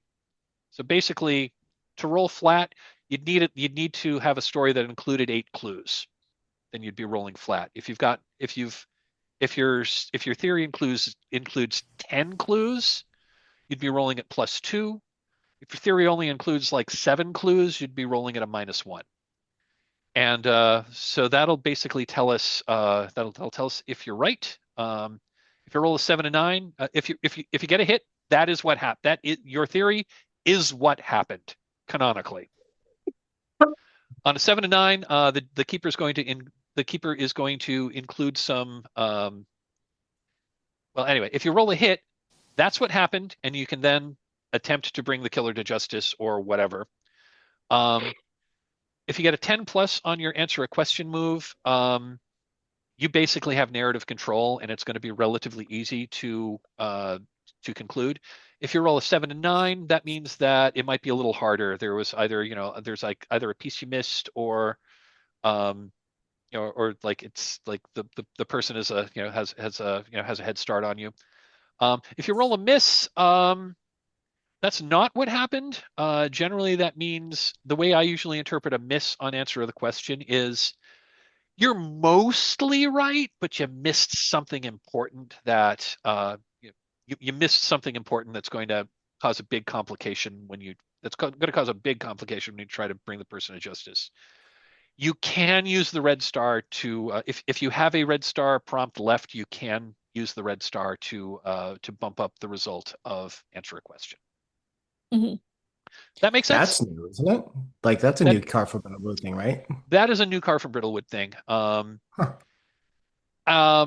It's actually been put back into the way that works is in a number of other Car from Brindlewood games, like your mystery has a special question, and you can often use the special question to like bump that on answer the question. Although everybody has to mark that. Everyone has to narrate it, or it's also possible to bump up using a branch in one of the regular games, but everybody has to on those games. Everyone has their own list of questions. Everybody has to mark one. So in like the between, if everybody marks one of their masks, then you can then you can raise and answer the question. So that's a relatively new thing that's been added to some Car from Brindlewood games, although not all of them. In this one, we have a total of five. We have a total of 5 stars for the whole game. That's not five. That's not 5 each. Okay. Okay, so that's some game mechanics. So we're gonna go back into play here. So yeah, I think the three of you, along with most of the rest, are like standing around the dead body of Chet Hollister. What do you do?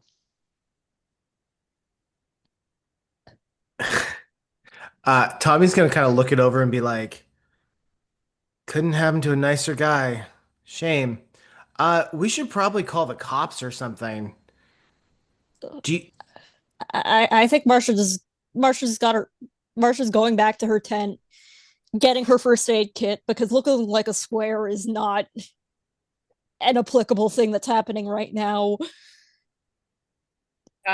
Double checking for vitals. Oh, he's dead. Dead, dead, dead, dead, dead. Cold. Like whatever, like this happened hours ago and he is dead, dead, dead.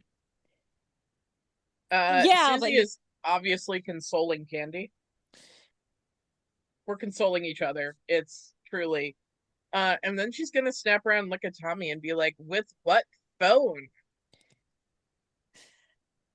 well, there's the big house, right? Like that rich guy lives up there. I bet he has a phone. We may be able to call it from his place.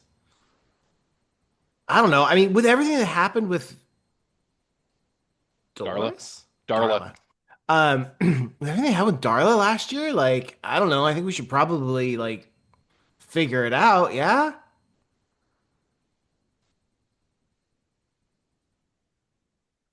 and I think Marsha at this point is just trying to check the body for anything at all. Okay. Um, Okay. Yeah. Tell us how you're like. What specifically are you? Okay. Okay, Marcia. What are you specifically doing to the body? To try to like what are you doing with the body? Just kind of looking at it like, yeah, there are entrails outside of there are entrails out there where there shouldn't be. I There's mean, like, the entrails are out because like someone literally ripped his abdomen open. yeah, but are there any clues as to what? Absolutely. Sounds like you okay. You are definitely searching for a clue here. Yeah. Let's go ahead and roll the meddling move. This sounds like you're using reason, unless you want to make an argument that for using a different ability. No, that Okay. sounds right. So if you click over to the Safety and Resources tab, we do have a link to a dice roller.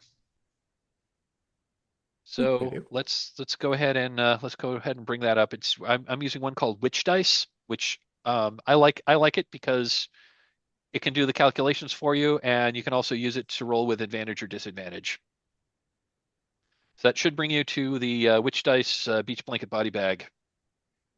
Okay. And I can pop it. And I can pop it into the Zoom chat as well. Let me copy that link. That's like, I like Witch Dice. I think it works really well. I just popped and I popped it into the Zoom chat. Okay. I'm gonna roll with the first aid kit with advantage. So Okay. So you are okay. And again, you can only mark that once. So if you want to move it now, if you want to use it now, cool. When you mark, so the way the body bag, the way your beach bag items work, you always have the item, so it's always there for fictional positioning. So you can still say you've got their first aid kit. You can only mark each item once for advantage. So if you want to mark it now, that is absolutely cool. I just wanted to toss that out there. yeah, I'm just gonna Mark them do it now. right now because it feels like the most That is ready absolutely fine. opportunity. Okay, that's absolutely fine. Okay, so on which dice? Let me do a screen share here. I think I've got it figured out. Oh, you got to figure it out. Yeah. Okay. So yeah, like at the bottom, you can where it says total highlighted, you can click high, and then keep the highest. Like then you say keep the highest keep the highest two, and then click the D6 three times. So you're rolling three D6, and then where it says plus, you can do +1 for your reason. Make sense? Yeah. I missed the +1, That's okay. We'll just add it but manually. We'll add it manually. so that's a Okay. 9. That's a 9. That's a 9. Okay. Awesome. Let's see here. Let me go to the clues list.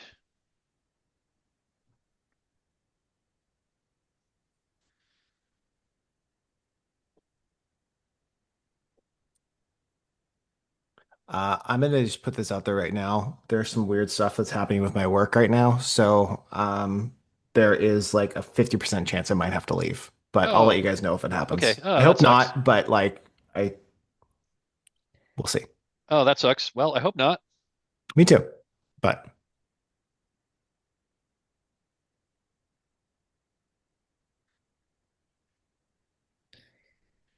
Looking at the clues here. Let's go with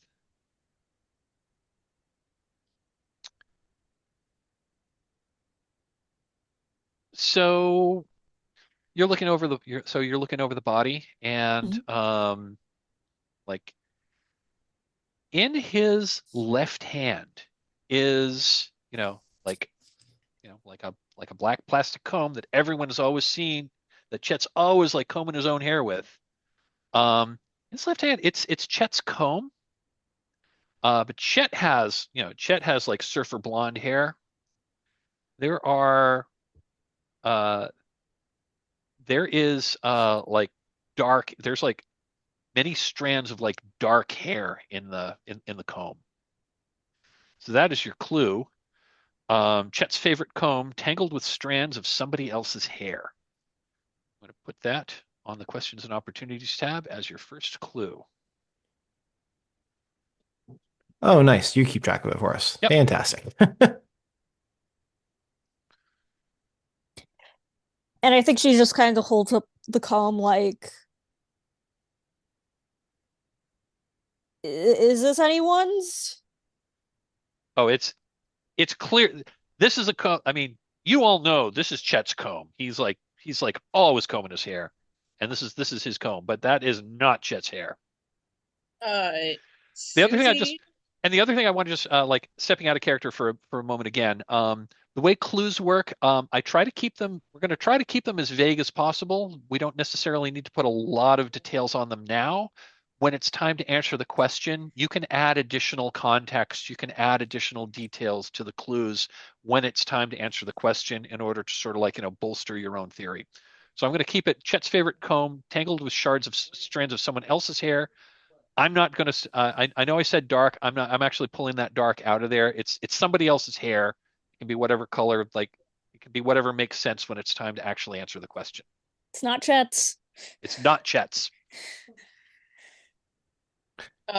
Susie and I assume Candy are both going to scream and call her a pervert. What is she doing touching the body? You sick freak. I Well, think obviously something's going on. I gotta figure out what. Yeah, a psycho murdered Chet. Why are you grabbing his comb, you freak? So that I can help figure out what sort of psycho murderer killed him. I don't know. That's what mysteries do. What? I'm gonna actually like walk in between the two girls and be like, ladies, we're all hurting right now, and like we all are dealing with it in our own way. She's not a pervert. She's just figuring it out in her own way. Give her some space, Hula. We got this, girl. Weren't you the one who wanted to call the police? Aren't you supposed to, like, leave the body there for them? Or whatever? You know, it is what it is. We need to make sure that we're safe too. It's part of the deal. That's true, I guess. And we gotta figure something out about this, about what happened. Do you want another Darla to happen again? I mean, to that Moondog says, like, oh man, I think the Darla situation's already happened, and he just kind of toward Chet. Like, this ain't good, man. This ain't good. And he takes out his ukulele and says, we should have a moment of silence for our dead friend here. And he like picks out taps on his ukulele. Ding dong dong dong dong dong. Yeah, no, Susie and Candy both just put their hands over their hearts and bow their heads. And I assume their hangers on do the same.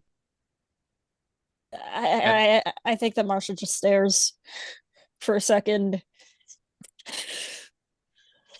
um I and make real confused eye contact with Marsha, like, what the hell? And then like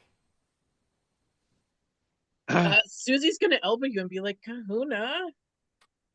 right. And he like, puts his hand over his heart too or whatever and like, tries to look downcast.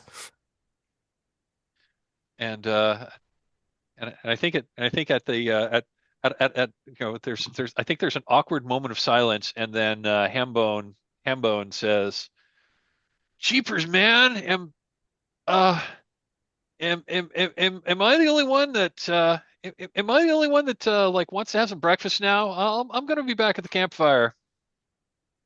Yeah, So gross. yeah.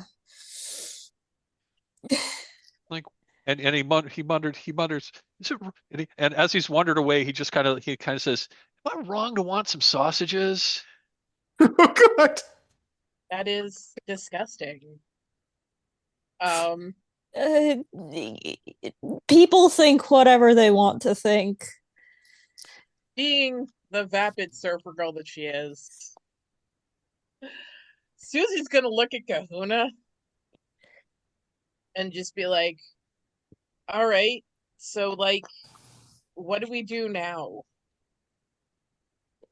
I I'm gonna kind of like look like I'm gonna make a choice, and then I'm like, and I'm gonna look at Marsha and be like, Freckles, what do they do in the books? Like, what in your books do you always read? Like, what, what, what's the, how do they go about like figuring it out? Because I don't know about you, but I don't want to die tonight from another thing like this. That would be, like, the worst. Would Yeah. be the worst. It would be the worst.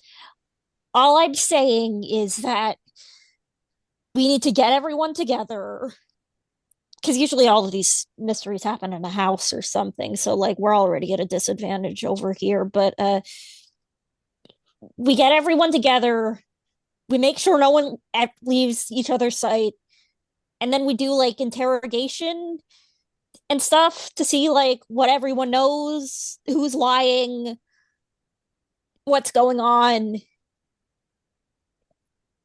I mean, like, everyone's together right now, aren't they? And This is a Susie's beach. gonna turn and try to, like, count all the people who are here. So okay, So I guess so you mentioned the beach and so like you all look over at the beach, which you can see plain as day from here. I mean, you're just this is like, I mean, this is just in the woods as it's approaching the beach. So looking back at the beach, I'm just going to describe the location. Stretches of smooth white sand, marred only by the scattered driftwood and clusters of dry, tangled seaweed. Waves lap quietly against the shore, their gentle rhythm occasionally broken by lonely cries of distant gulls. The clean, saline scent of ocean spray tinged with a faintly sweet, earthy smell of rotting kelp. Paint the scene question. So I'm posing this question as you look at the beach. Now that you're looking at the beach in the morning, what subtle hints suggest that you and your friends are not truly alone here?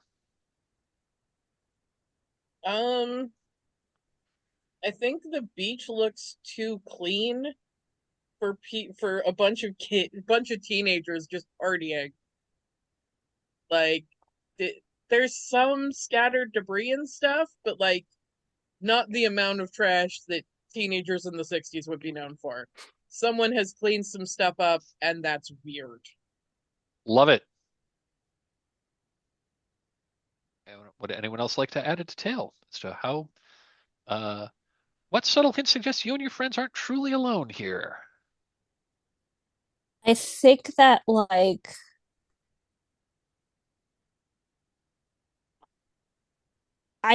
like whatever birds are out there, they're just like they're too quiet about this. The birds are too quiet, almost as if like they're not actually wild birds. They're domesticated. Interesting. Interesting.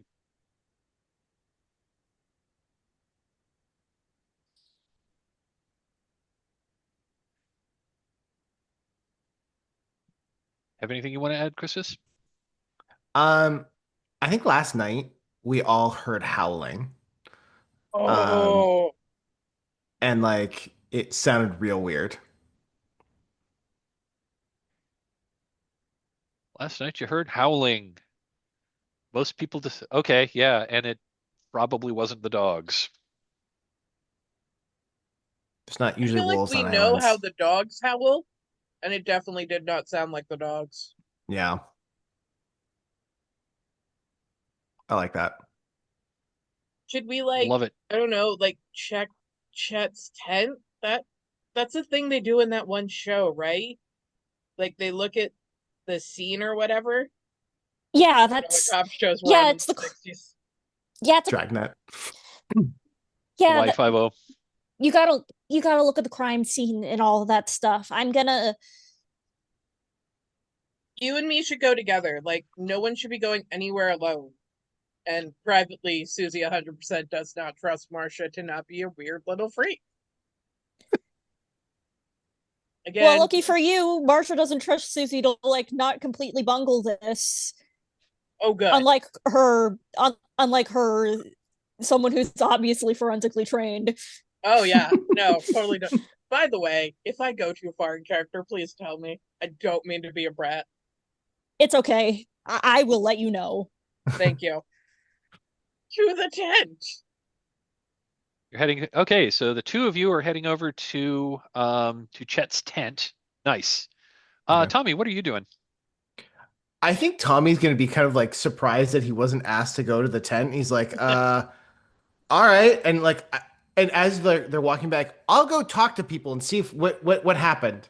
And I'm gonna like go over to the campfire and I want to like start interrogating Start asking people people. what they know? Okay. Yeah, Can, yeah, yeah. can I yell over my shoulder and be like, make sure you take candy with you. Remember, no one goes alone. Whether you do or not is up to you. Yeah, yeah, yeah. Definitely. I'm be like, oh yeah, yeah, yeah, yeah, that's right. And I'm gonna look at Candy and be like, and I'm gonna put like my arm out for her to like take my arm kind of thing, like the very typical 60s guy. I'm like, yeah, take my arm. And then I'm gonna drag her over to the I was going to campfire. say, and yeah, I think I think she tentatively does and says, okay, okay, Tommy, yeah, let's go over to the campfire.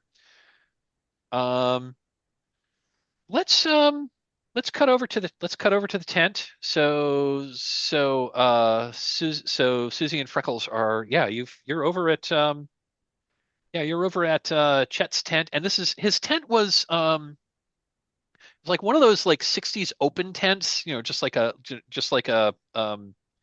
those triangular like Boy Scout tents, and it wasn't even fully enclosed. It was just like a tarp that was over that was stretched over like two tent poles that had a rope tied between them. So it was a tarp that was over like a triangular pole, and it was open on both ends because it's the middle of summer. It wasn't getting too cold this time of year. No one was expecting rain. This is just to give a little protection against the wind and sand and whatnot. But yeah, but his tent is there. He had like a towel down there. He had like a had like a had like a sleeping bag and a few other items. What are you doing there? Susie's vapid and shallow, but she's not a complete idiot. Uh, she, Not she's according to gonna, Marsha. No, I'm kidding.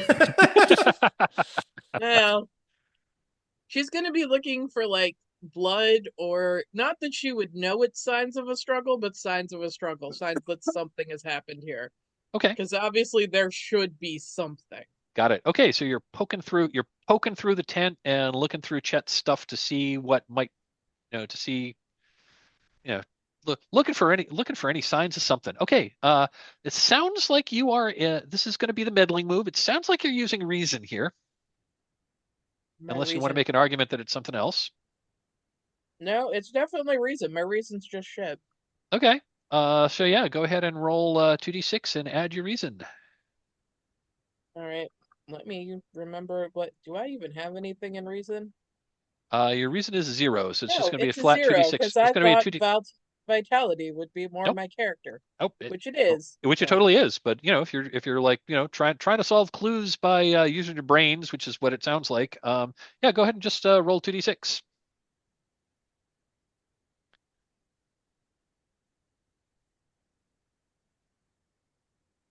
You got 10. a 10. Fantastic. Wow. Again, vapid, shallow, not completely stupid. Yeah. Or just like whatever. Got lucky.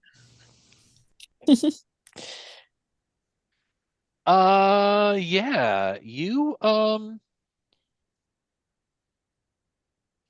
like looking around his stuff. You don't see signs of a struggle or anything. It's weird though. Under like the sweatshirt that was like rolled up and he was apparently using as a pillow. You like go through that, and in that like pocket on the hoodie, you find an old pocket knife. It's kind of rusty, and it's a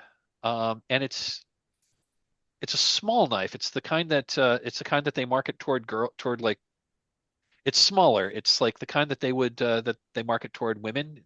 Um, It'd be the kind of thing you find in me or Candy's bag. yeah, exactly. But it's old, it's rusty, and it's engraved with the initials DS. Which, by the way, Darla's last name was Sunset. Sunset. So I'm adding Uh, that. I'm adding Susie's that. gonna let out a little shriek, and just kind of grab Marcia because I assume there's not enough room in this tent for her to be out of arm's range. Yeah. Yeah, And yeah. just be like, "Why does he have Darla's knife?"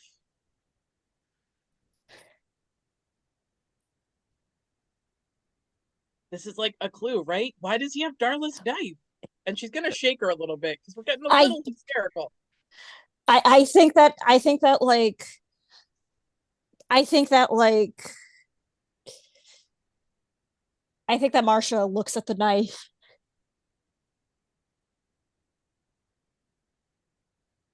Yeah, we're going to yeah, this is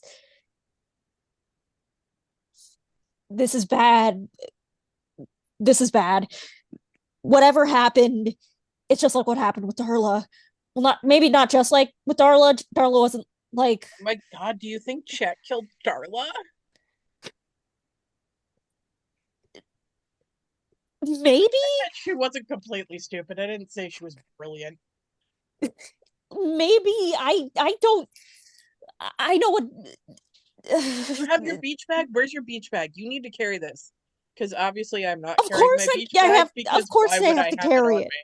I of course I have to carry it. I Forensic science not being what it is now, and neither of them knowing forensic science, I think I'm just gonna throw it in her bag.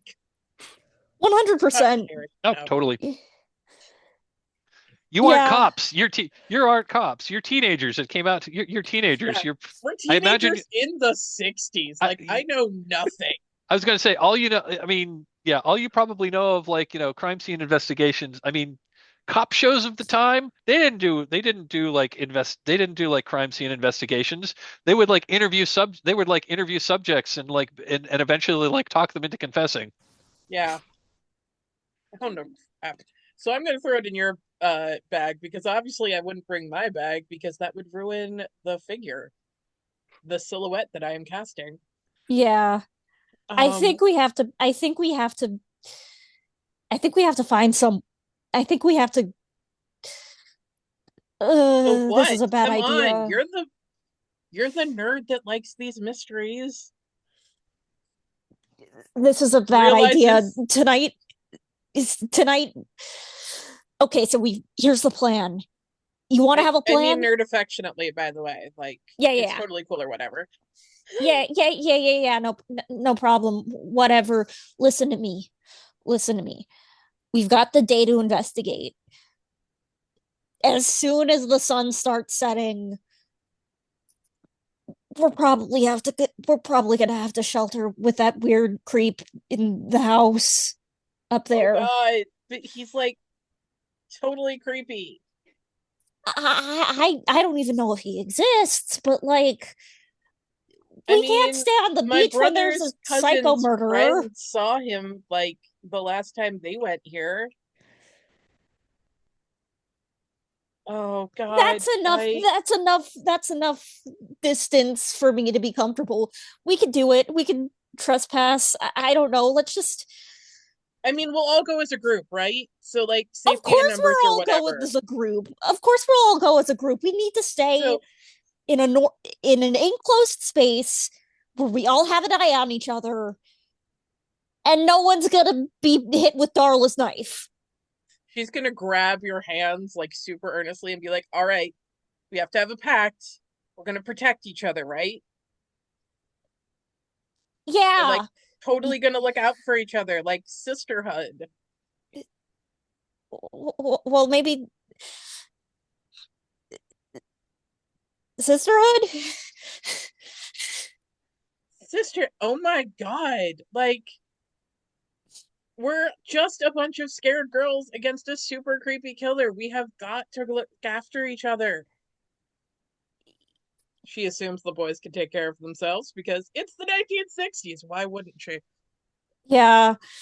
I think that she's just caught off guard by the sister comment, like, we're jumping to sisterhood this far. I 100%. barely even like you. Who? Sisterhood, totally. Yeah, sisterhood. Yeah, I'm gonna go invest. I'm gonna go investigate the rest of the beach. Yeah, I'm totally yeah. coming with you. Remember, buddy system. And Buddy she is going to trail system. behind a little. Yeah, Meanwhile, awesome. So meanwhile at the at the at this point, I'm guessing like last night you like built this big bonfire and that's what you were telling your ghost stories around. Um, it's totally burned down. But this is I mean this was the fire pit. People I think people had probably set like smaller cooking fires for the morning. But in the but yeah, so Tommy and what's her name? Um, Candy. Candy. Tommy and Candy had gone back to like the bonfire, and there's a few other people that are just kind of like standing around, like not sure whether it's time to like, you know, not sure whether like they're kind of like not sure whether it's time to like resume the party despite Chet's death or to go do something else. Yeah, there's a few people standing around there. What do you want to do, Tommy? I think Tommy's gonna kind of like probably bring Candy as close as he can to like the bonfire so she gets like the warmth or whatever, because I think she's in shock. Who knows if she is or not, but that's like Tommy's idea of Yeah, like, here, I'm absolutely. helping. Yeah. Um, And she's like, I can't believe he's dead. Who would do such a thing? yeah, who hadn't already? It's really shocking. Um, what he's like, whoever's around the bonfire is like, I think we should like t at least talk about this, right? Like, where were we all last night? What happened? Did you hear anything?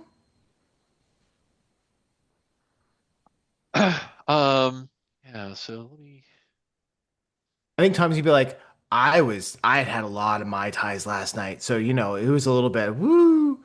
But like, what about you guys? Do you guys hear anything? Oh man.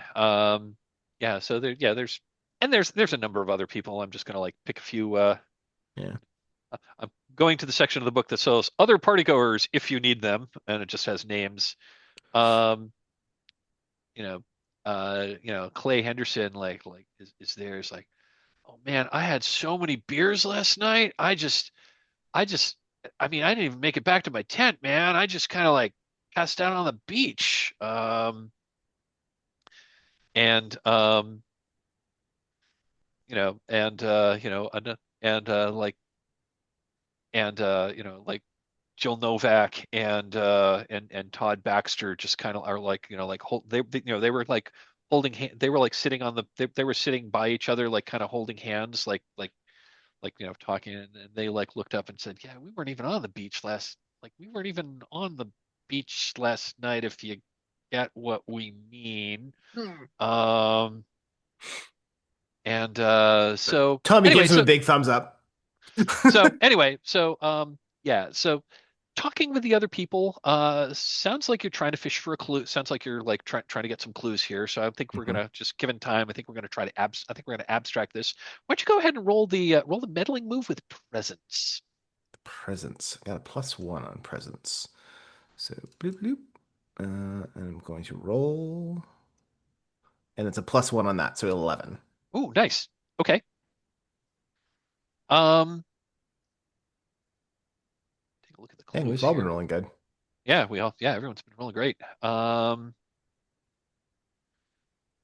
So talking with the other people doesn't really, like, everyone you're talking to, it sounds like nobody heard anything last night. At least nobody is claiming to, and everyone seems to have like a good reason as to why they either weren't on the beach at all, or or were like, I mean, nobody claims to hear anything. And as you're and as you're like contemplating, you like you look into the ashes of the fire pit, and that's when you see something weird. um the somebody has gone into the embers and the ashes in the fire pit and has arranged them into a spiral pattern, like a clearly a symmetrical spiral pattern. And that is your clue. Amazing.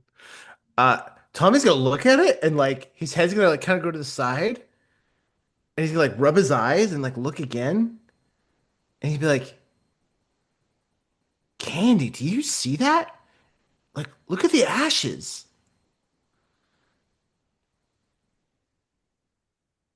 Oh my God, that's yeah, I see that. She like picks up a stick and is about to like, is pointing to it, and she's about to like poke into it as well, and like someone else like grabs her wrist and says, "No, no, no, no, no, you don't want to." And I think it was what was Clay. his name? Clay. Yeah, it was Clay. Thank you. Clay grabs her wrist. No, no, no, no, don't change that. That's a that's a clue.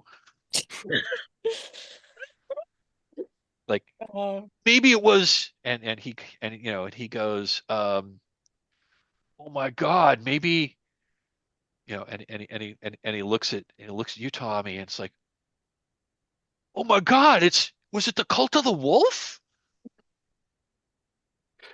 I Tommy's gonna be a Right, big eye roll and be like, "Yeah, Clay, it was probably the cult of the wolf, but it's okay. We'll figure it out. Let's everyone get together here, and I think let's start getting ready to like head into the forest. We gotta find out what's going on." Yeah, there are several nods all around. Meanwhile, Susie and Marcia, you said you were going off to like head like continue to like walk down the beach like away from where the party goers were. Yeah, Um, I so think that there's like a quick scene that we don't have to play out where like Marsha says, "Hey everyone, we're going to the house tonight. Hey, it's for safety."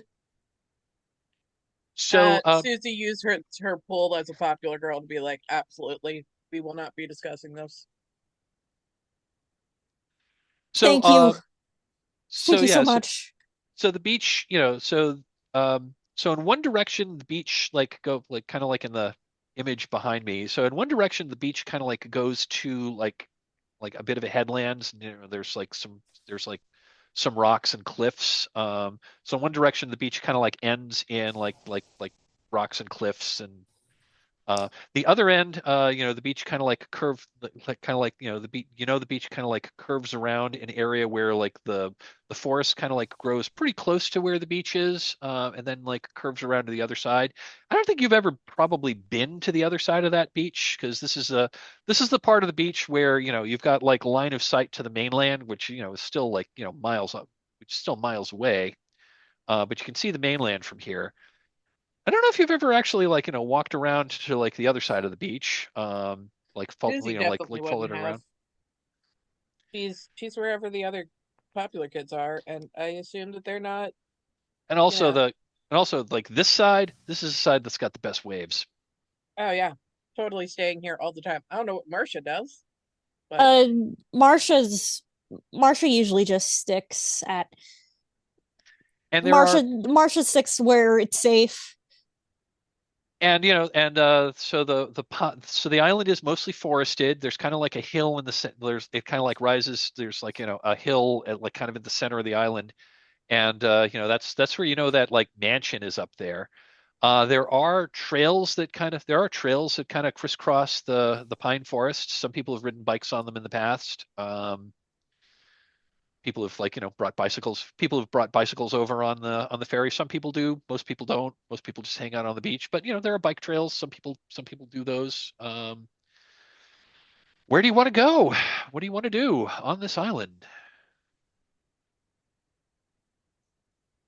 I think Marsha's more on the trail of looking forward for whatever clues they could be found in that could be found in the bike trail or Oh whatever yeah. that more foresty area is. Oh, and yeah. So like one other place that you know of that's not here. It's a little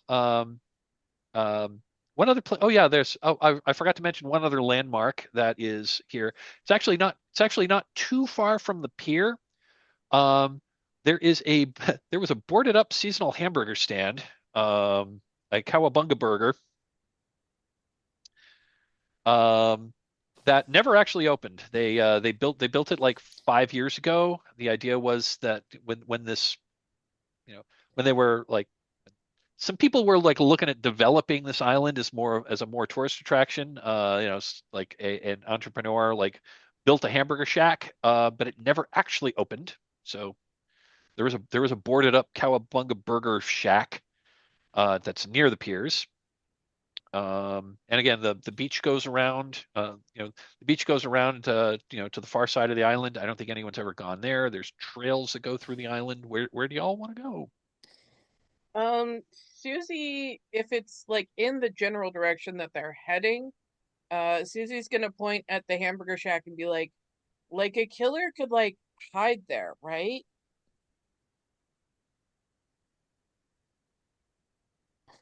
I think Tommy is probably after we had this like the interaction has like now like attached himself back to Susie and Marcia Okay. um as they're Yeah, like that's walking okay. around if that's okay. That's okay. Yeah, Sure.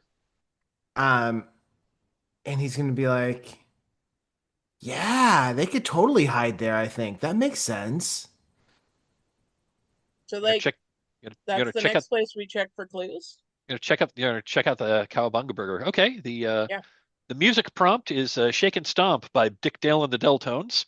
Um, let me read the description. Peeling turquoise paint and faded surfboard-shaped signs advertise menu items like the Hang Ten hamburgers and the Pipeline pineapple shakes, now barely legible against layers of grime and weather damage.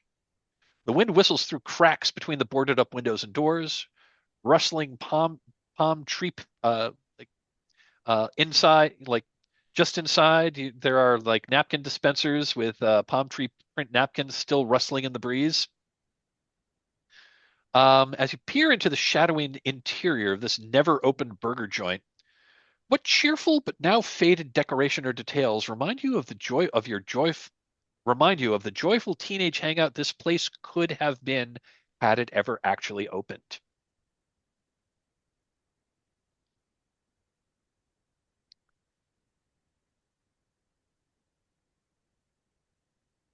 I bet it has a really cool old jukebox, like that was Yes. set up there, and like it looks like it was. I shouldn't say old. It was actually like really new for the time, and it had like all the records, like the little 45s like lined up on it. Got an old It would be the jukebox in there. perfect Love it. place. Yep. I bet it had a really cool like neon design, like neon tubes running through it, like pink and blue. Love it. There's like a light station and some wiring around it, and like a little stage area for And a Little dance st floor, and like There's like a little. like you can move the tables for a dance Oh, floor. okay. Oh, I love it. Like, Yes. oh, love it. Like, there's a little like, oh, love it. Yeah, there's a little, there's a little stage and dance floor. Yeah, love it. That would have been great. Um, yeah, this Is this place is Happy Days? Did we make Happy Days? Is that what just We made happened? Happy Days. We we did. probably did. It's To fine. be fair, Happy Days is what the children yearn for, I guess. Happy Days, the 1970s show that was nostalgic for the 50s. Anyway, yeah, so the it is boarded up, but looks like, you know, I mean, it wouldn't be too hard to get in there. Pull some, pry some of those boards away from the doors. I'm gonna invoke pipeline. What's about to happen? What's about to happen? Uh, what is about to happen here? Um, I think what's about to happen here, yeah, what's about to happen here is somebody somebody not of your party is about to come out of is about to come out of the woods.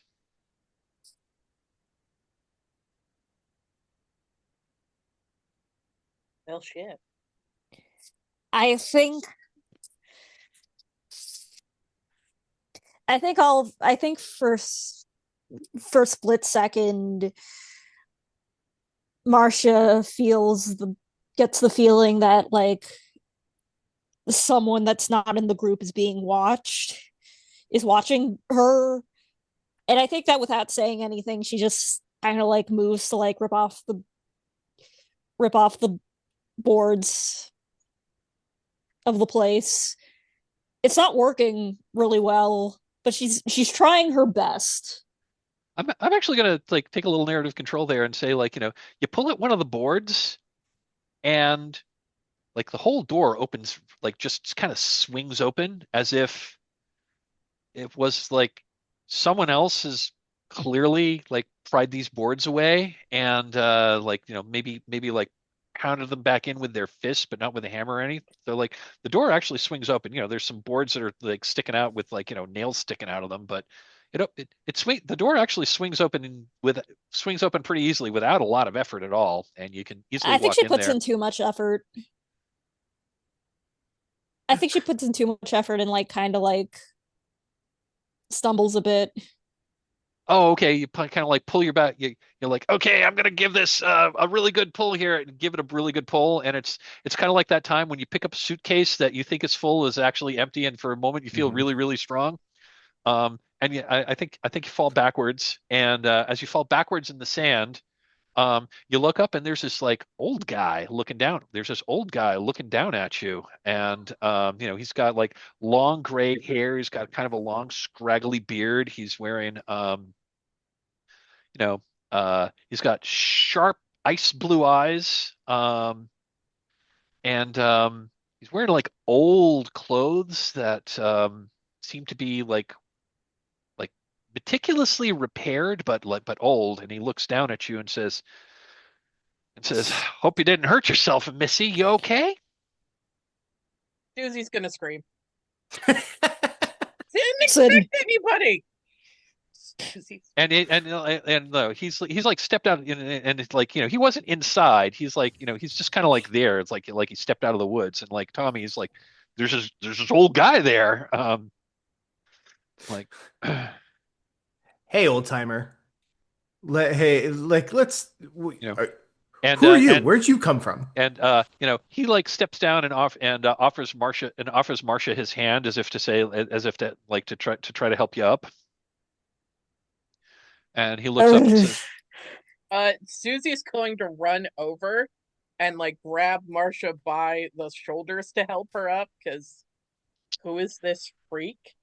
And once she mostly gets her footing, pull her back towards Tommy, where it's safe. Yeah, "You I think kids." she gets up. I think she gets up and just kind of like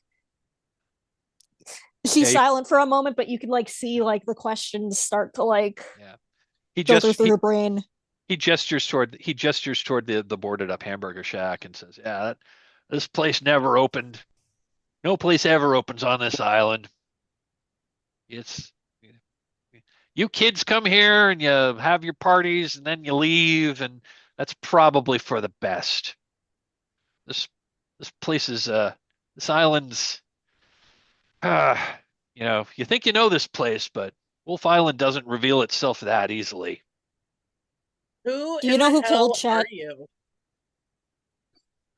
Two of you spoke at once, and I didn't hear either of you. What I'm did gonna you say, let sir? Marcia go. Okay, She's got the better question. got it. Do you What did you? do you know who killed Chet? Um, First question is who's Chet? And I didn't know nobody. I didn't know nobody got killed. All that surprised me in the slightest. One of you, one of you, and he like gestures at the rest. He like gestures down the beach at the other party at the like another one of you ended up dead like that poor girl last year. Yeah, yeah, yeah. It's bad. It's bad. I hope you know that you look like prime suspect number one right now. I don't mean any of you any harm. He says, I old don't believe you. yeah, old Gus here don't mean no one no harm. But I lived here. I've been here 25, 30 years. Oh my god, are you the freak that lives in the mansion? No, no, he don't let me near that place. You might want to stay away from that place too. That guy's weird, says the old weird guy. That guy's Oh. weird. Ringing endorsement right there. Well, look, old timer. Do you have a phone or some way we can contact the authorities? Or Phone? like a radio? No, don't have one of them. I've just been living in and I mean, I live here on this island because, well, don't much like people, to be honest. It's a nice, you know, keep to myself here, do some fishing, do some fishing. Got a little garden by my little house. Don't have to answer to nobody when I'm living out here. You got to be careful on Wolf Island, though. You think you know this place? You come out here, you party, you party, you like you soak up some sun, and then you leave, and that's probably for the best. This island. That Yeah. you mentioned that. This island is this island is greedy. Stay too long, she might decide to keep you. Kind of kept me. Super freaky. Like it kept.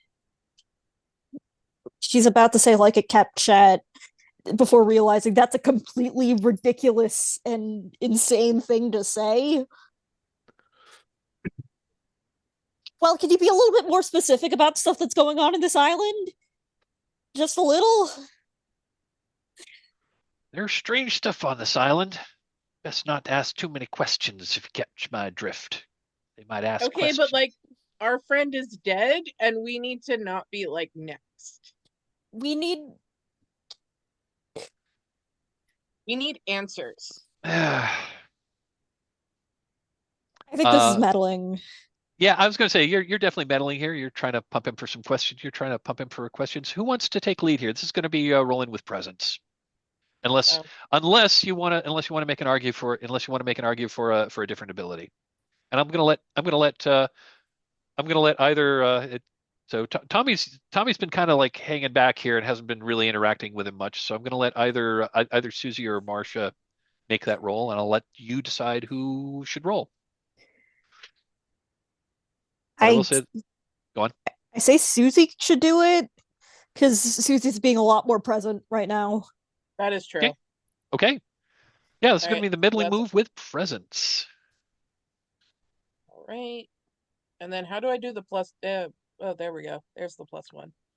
+1. Roll them. Fuck me. Ooh. Hey, that's a miss. No, wait. That was 2 3s. And then a three, +1. and one was a 7. Okay. Whew. Okay. There we go. Okay. Let me take a look at the clues list and see what he might give. See what he might give you. You might have. Since we've been rolling really well, and since this is a 7 and a 9, can I petition to the group to mark a red star? I was thinking that, yeah. Sure. Okay. You can absolutely mark a red star. That would bump the. So if you want to, so it's the person who rolled. So yeah, if you want to mark a red star, that means Serin, you would get to ask them. So I'm going to go ahead and mark that. So that's going to. So the prompt is narrate a flashback to last year's outing to Wolf Island when everyone was on the ferry over. Were you surprised to see Darla sunset on the trip? So that's to you. And then once you've established that, everyone else describes something about Darla's appearance or behavior that confirmed what everyone said about her. She was a fast girl with few inhibitions. Oh, God. Well, now that you put that in there.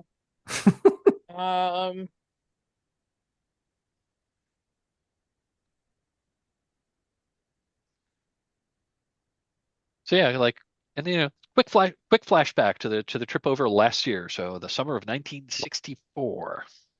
Oh.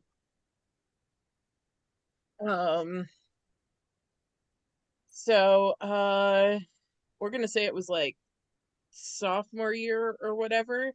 And so Susie and Candy were like it was their first trip. Because they just got invited for the first time. It's a lot less of them holding court and a more of them being hangers on. Susie was a little surprised to see a slut like Darla. Surprised, because I mean, obviously she's gonna go where the boys are. Also, she's like a pretty good surfer, and always down to have. She's usually got some beer for if the night turns that way. So.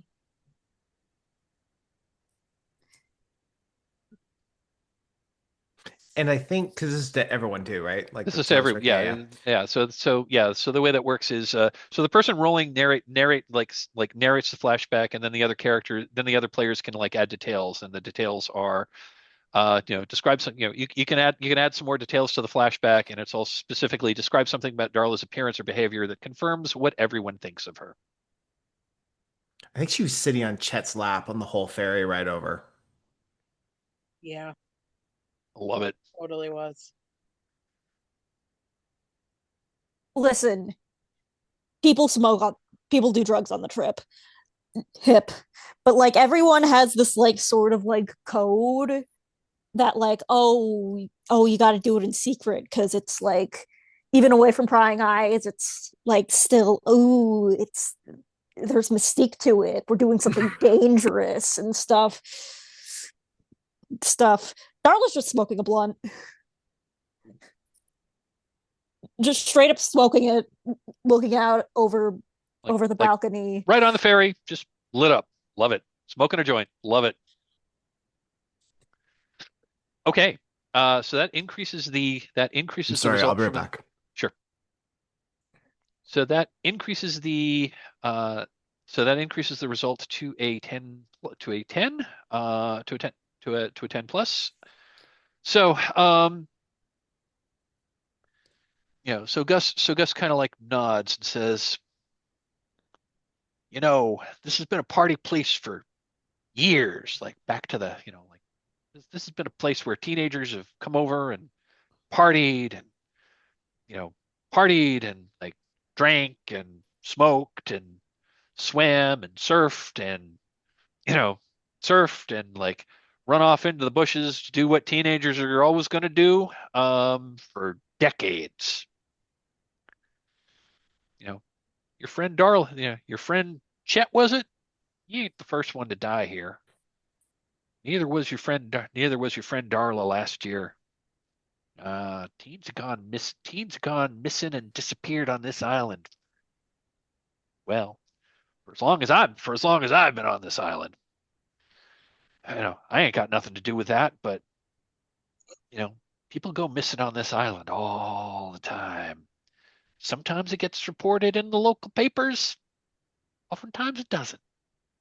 Or so they tell me on those times that I do make my way back over to the mainland.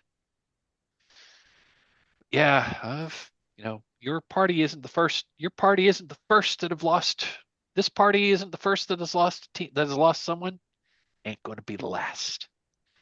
That's that's your clue. Is teens have gone missing on Wolf Island. Like many teens have gone missing on Wolf Island over the decades.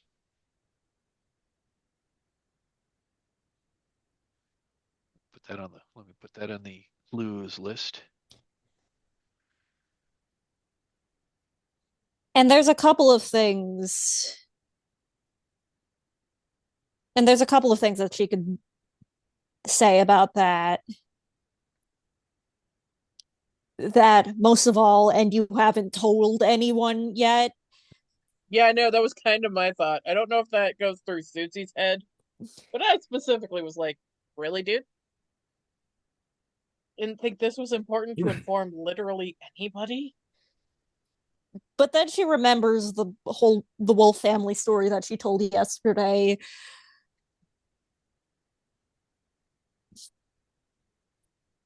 Well, and Gus says, and like, and nobody your age ever thinks that's gonna happen to you. Well, you take care of yourselves. I'll be watching out for you. Do what I can. You you folks have a lovely day. When your ferry comes back, I strongly advise you to get back on it. Be careful like out there's an there. option to not we just stay here forever. Well, I mean, that ferry does come on a weekly basis. I was being sarcastic. And then she just turns away to poke around the rest of the burger joint. Got it. Yeah, I Okay. think Tommy's gonna be like, "Thanks, old man. You have a good day here," and then like kind of like shuffle like away and try to keep a rough eye on where he goes. Susie is going to follow Marcia because what even is this nonsense?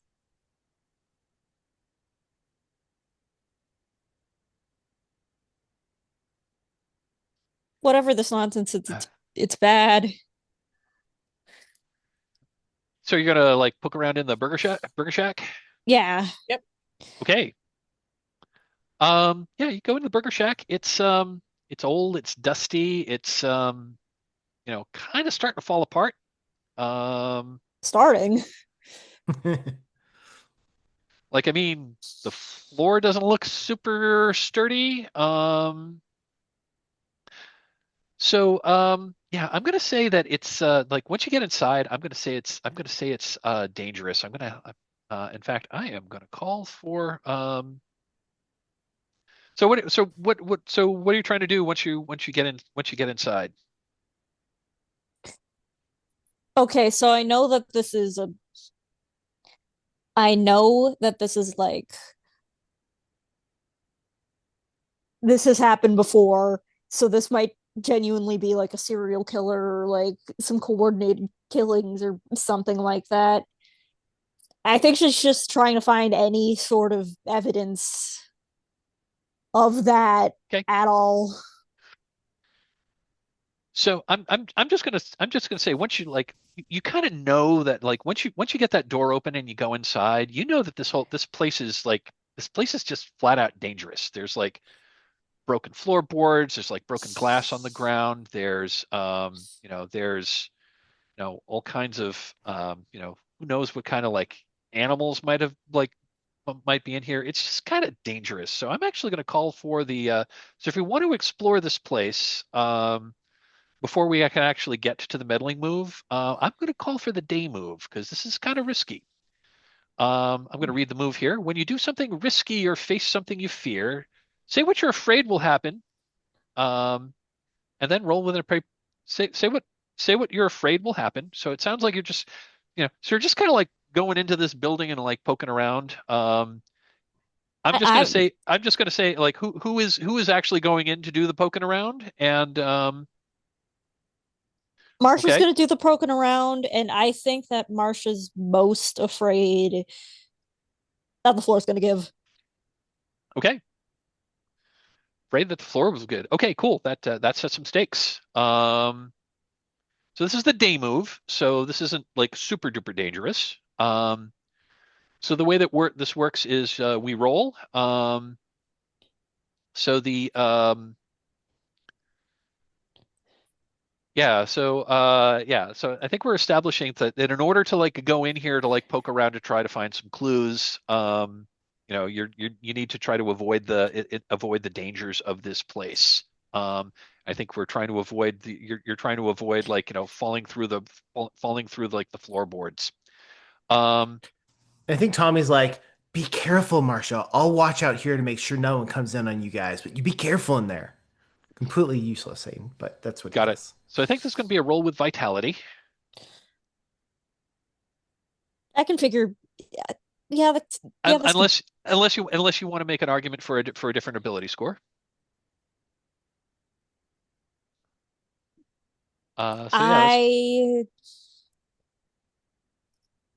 no, I'm gonna say vitality. okay. So go ahead and let's roll with vitality. For like poking around to avoid the to avoid the 7. potential. That's a 7. Okay, so on 7 and 9, so 7 and 9 on the day move. I will tell you how you could do what you intended, which is basically explore this place, or hold steady, but also how your actions will leave you vulnerable. You can choose to back down or go through with it. If you do go through with it, I will describe what it looks like. So, um, so I'm going to say, let's see, how do I want to do this? Um, you're going to be able, yeah, you're going to be able to push through here. But once you kind of like set foot into this, I think okay, I like this. So you can like so yeah, once so enter this like old broken down like burger joint. Um, what's going to happen is um, you like step on a floorboard and the floor partially collapses and you get on the other side of it. So there's like broken floorboards between you and the door that you use to get in, um, which will leave you inside. But the other thing you will notice is you wouldn't think that a burger stand would have like a full basement, but this place certainly does. Well, that's weird on a beach. So that's a 7 and 9. So that's the result. So you can't. So if you want to press on, you can be in the burger joint, but the floor is partially collapsed between you and the door. Or you can choose to back down and not enter and take a new approach. I'll leave that up to you. Yeah, I'm going in. I'm going in. Okay, absolutely. Yeah, that's weird. This place has this is a burger stand on the beach, and there's enough light, and so you take a step, and yeah, you hear a snap. You feel your foot going down, and you're able to like jump ahead in the direction you were going, and you land on more firmer ground. But like half of the floor collapses and falls like a good like 10 feet below you. And you look down, and I think it falls. Yeah, it falls like a good 10 feet down, and you hear it splash. And looking down, I'm imagining this. I'm imagining this burger shack was kind of like built. I'm imagining it was almost like cylindrical. So the interior was like a big round, like a single big round room, and there was like a counter there was a counter there, and there was like and there was like the kitchen would have been on the other side. But the wooden floor has partially collapsed. And it's weird because you'd think that this would just be built on like a concrete slab. No, this is built on like a concrete, just like a concrete like foundation which goes down. There's like a little bit of water on the bottom. Um, and now that you're looking down there, it looks like this burger stand might have originally been like some kind of like maybe it was like an old military installation from the like it's weird. You wouldn't expect like a burger stand to have have a full basement, but it does. And you're on the other side of it now. Let's hop over to the other characters who have seen this from the other side. Tommy and Susie, what do you want to do? I think Tommy's gonna yell in like, Marsha, are you okay? Yeah. Yeah, I am. Do you need some help in there? The floor broke. I don't know what you could do. All right, well, I'm probably gonna like kind of stick my head in and stuff and try to like get in there to kind of see what the situation is and if like if there's a way that we can get over there to her or whatever so that she isn't by herself in the creepy military building. Yeah, I And was gonna also, say Susie's probably shoving you, be like, help her. yeah. And I'll look for like a ladder or something on the wall or something like that to where I could like put it across or something to like make it a good Um, thing and then you also don't. look around to help her.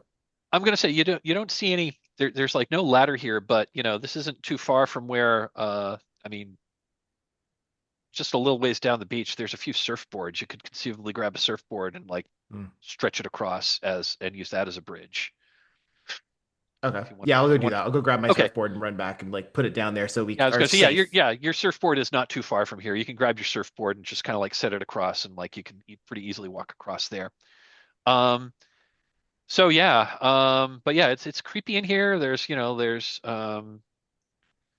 on, let me just take a quick look at our lines and veils.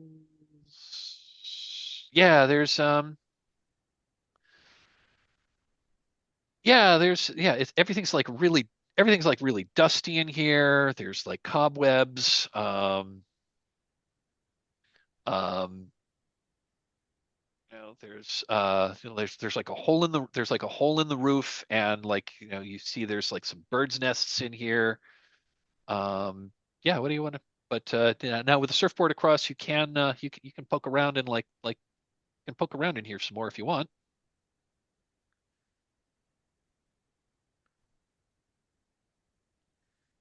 Yeah, I'm gonna like start once I realize that Martian stuff's okay. I'm gonna try to like lay down and try to look into the basement and try to see if I can see anything like down there or whatever, like whatever's down there. Because Sure. Tom's be like, what is this place? Why is there a basement? How is there a basement? We're on a beach. Um, Uh, sorry, okay. go. I was going to say, it sounds like you're going to do a meddling move. Before we get to that, Sarah, was there something you wanted to do? Susie's gonna try to make her way over to Marcia and make sure that she's okay. Because Yeah, sisterhood. yeah, well, like, yeah, you're, walking across the surfboard as a little bridge across there. Yeah, there's just no roll needed there. You can pretty easily do that. And yeah, the interior of this place, it's kind of like now that you're inside, it kind of like has this kind of like rotting wood smell inside.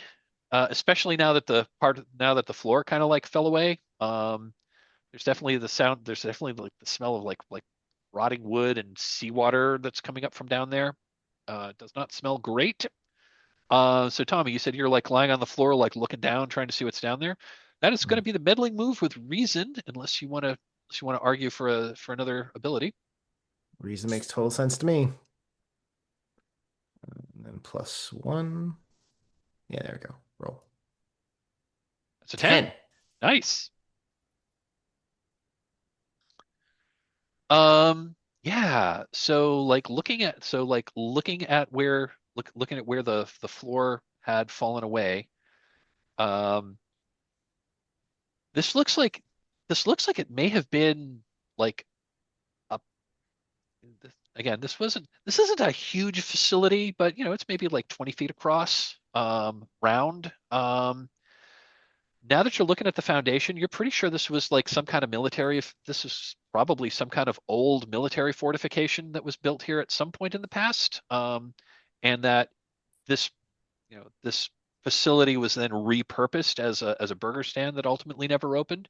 Now that you're looking down there, there is can- there's just barely enough light that you can see kind of on the far side. Um, because it's pretty much all open under here. On the far side, there is like a metal ladder that went down.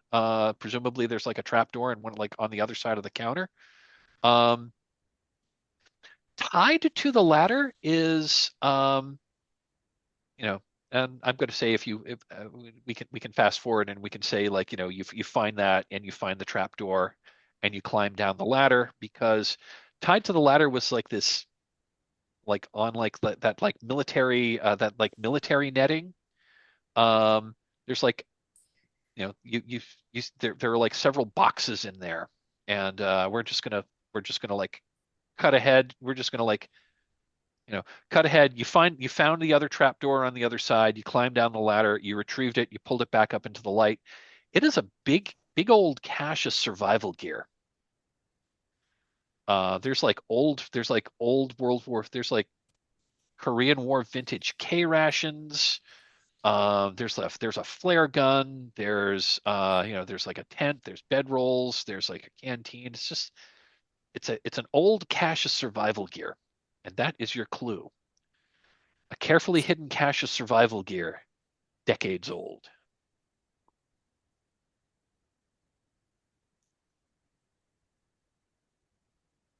I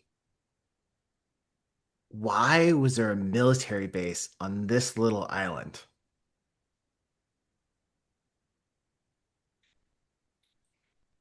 I, Maybe it's I don't just know. rich people. Maybe rich people are just like that. I I mean, yeah. Yeah, maybe you're right.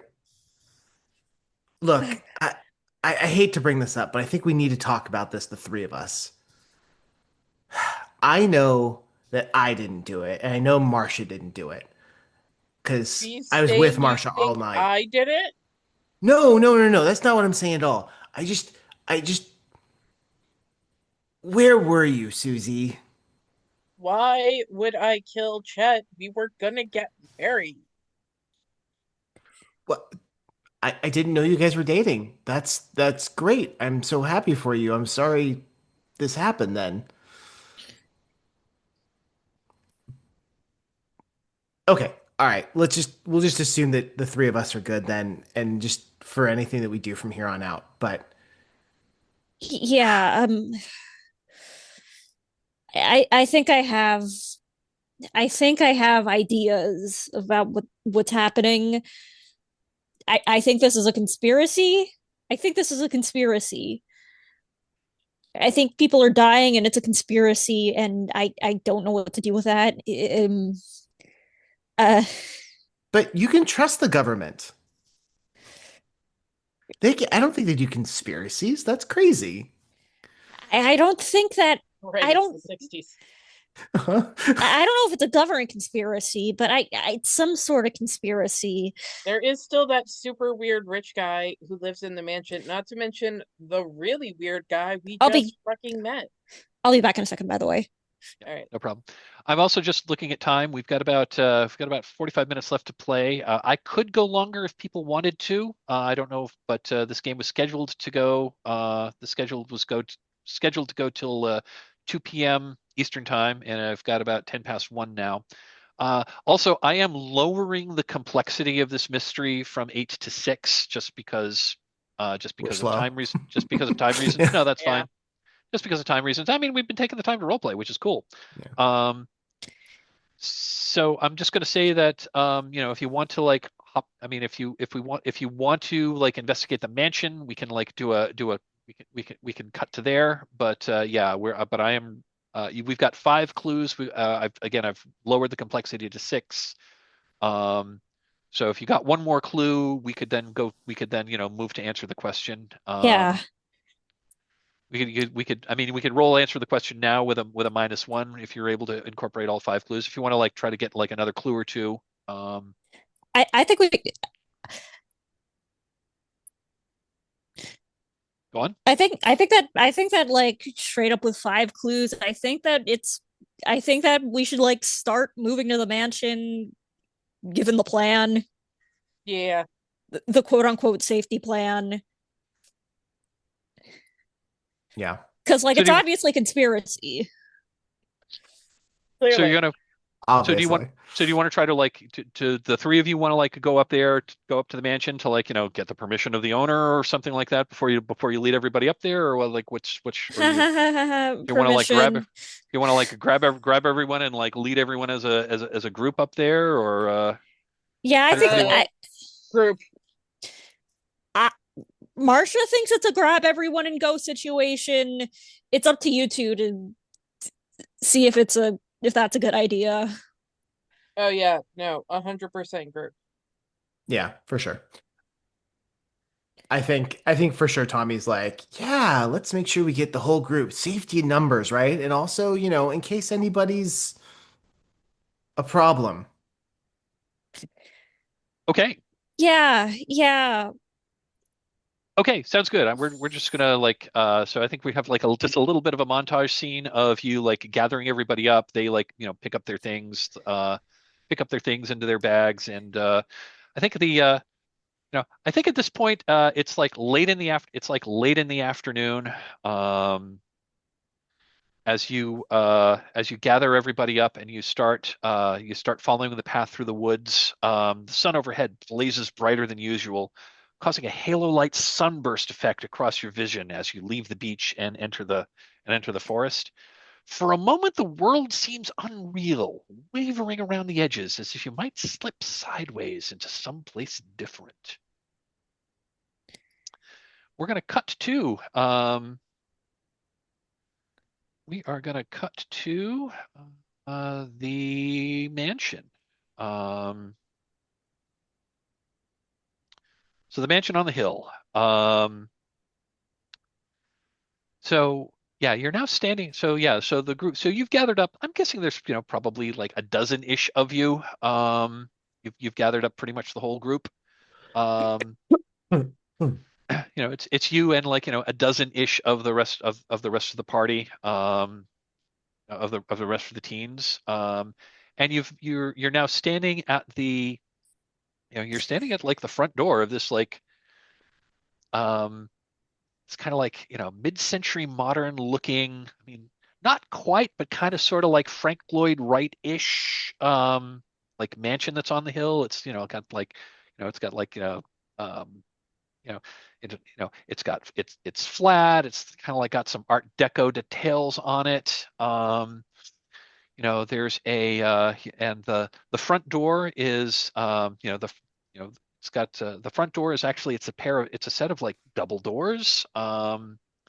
They're wood with you know uh no it's like a I take that back. It's like a big single door. It's got like Art Deco decorations. The window itself is stained glass, and the stained glass is in the again it's Art Deco, and it's a stylized sun. And you knock on the door. The musical cue is Hurdy-Gurdy Man by Donovan. Um, and you knock on the door, and you hear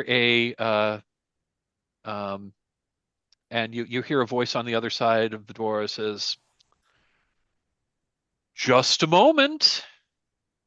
And then like from the distance, and then and the door swings open. Um, there's a there's kind of a tall man. There's a very tall man. He's like maybe 6'3", 6'4". Also very broad. And he's wearing like a silk dressing gown. That's in iridescent shades of blue and green, just kind of dressed over his shoulders. It's like it's kind of between like it's kind of like between a smoking jacket and a robe. He's wearing a fez. He's wearing a fez with a gold tassel that's hanging down. And he's wearing like gold-rimmed dark sunglasses. He's got kind of like he's kind of like, and he's his face has a kind of like a dark Van Dyke beard. Um, and he's got a he's got a cigarette in a long he's smoking a cigarette in a cigarette holder. um and he's wearing like a big pendant around his neck that you can see, and it is the pendant is, again, it's a gold sun with like a face on it. And he looks at you from beneath messy salt and pepper from a messy salt and pepper fringe. Ah, well, well, well, he says. I was not expecting visitors, and so many of you. What can I do for you, my young friends? He takes a long drag on his cigarette and turns his head and exhales slowly. The smoke Oh, kind of like curls around his head dreamily. yeah, creepy. So Susie's gonna step forward, slightly dragging Candy because I assume she's also absolutely petrified. And be like, hello, like, sir. So we were hanging out like on the beach, and we were kind of hoping that we could like spend the night in your house. We're like super scared right now because one of our friends got like attacked, and we don't want it to happen again. He looks at you, and he looks at you intently. So Again, you can't. sleepy. He looks at you intently, and again, he's wearing those kinds of sunglasses that are like tinted at the top and then like fade downward, so they're not like so you can see his eyes through them. No, he looks at you intently. He takes another drag off of his cigarette through the holder. Again, like turns to the side and exhales. Um, and he exhales some of it, stops, and then like blows a smoke ring, and says, you say one of you has been attacked and you're scared. Well, well, well. Strange things happen under the sun here. Well, of course, if you're scared, I have plenty of room. He steps aside, like holds the door open and like gestures widely. Please, my friends, come on in. Come on in. I have plenty of room here. I would like to point out that I know this is fake and I am skeeved out. Well done. I Oh, I I think Marsha's not paying attention to the person face to face. Like she didn't really see she didn't really expect someone to actually be here. She expected the mansion to be kind of abandoned. So this conversation is happening, and she's just trying to like sneak in. And by sneak in, I mean walk through the door without like making eye contact. Yeah, there's it is it's lit up in here. He's clearly, there's lights. There's lights. It's decorated pretty mid-century modern. You come inside and there's oh, I know. He's got like one of those hi-fi consoles on. He like as he ushers you in, he like walks over, he like opens it up, he puts he puts a record on and like drops the needle and and it's like Ravi Shankar sitar music starts playing. Um, dog has got to be vibing so hard right now. and he says, so you are scared of something or someone that has caused one of your friends harm. Interesting, interesting. Reality is terribly limiting, wouldn't you say, my friends? If Marcia tries to walk by her, Susie is gonna grab her arm and just, hold her tight to the group.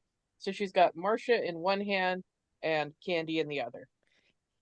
And I think that Marsha looks back at Tommy like, hey. Yeah, he kind of like ushers, and he ushers you into this like large living room. Please make yourselves at home.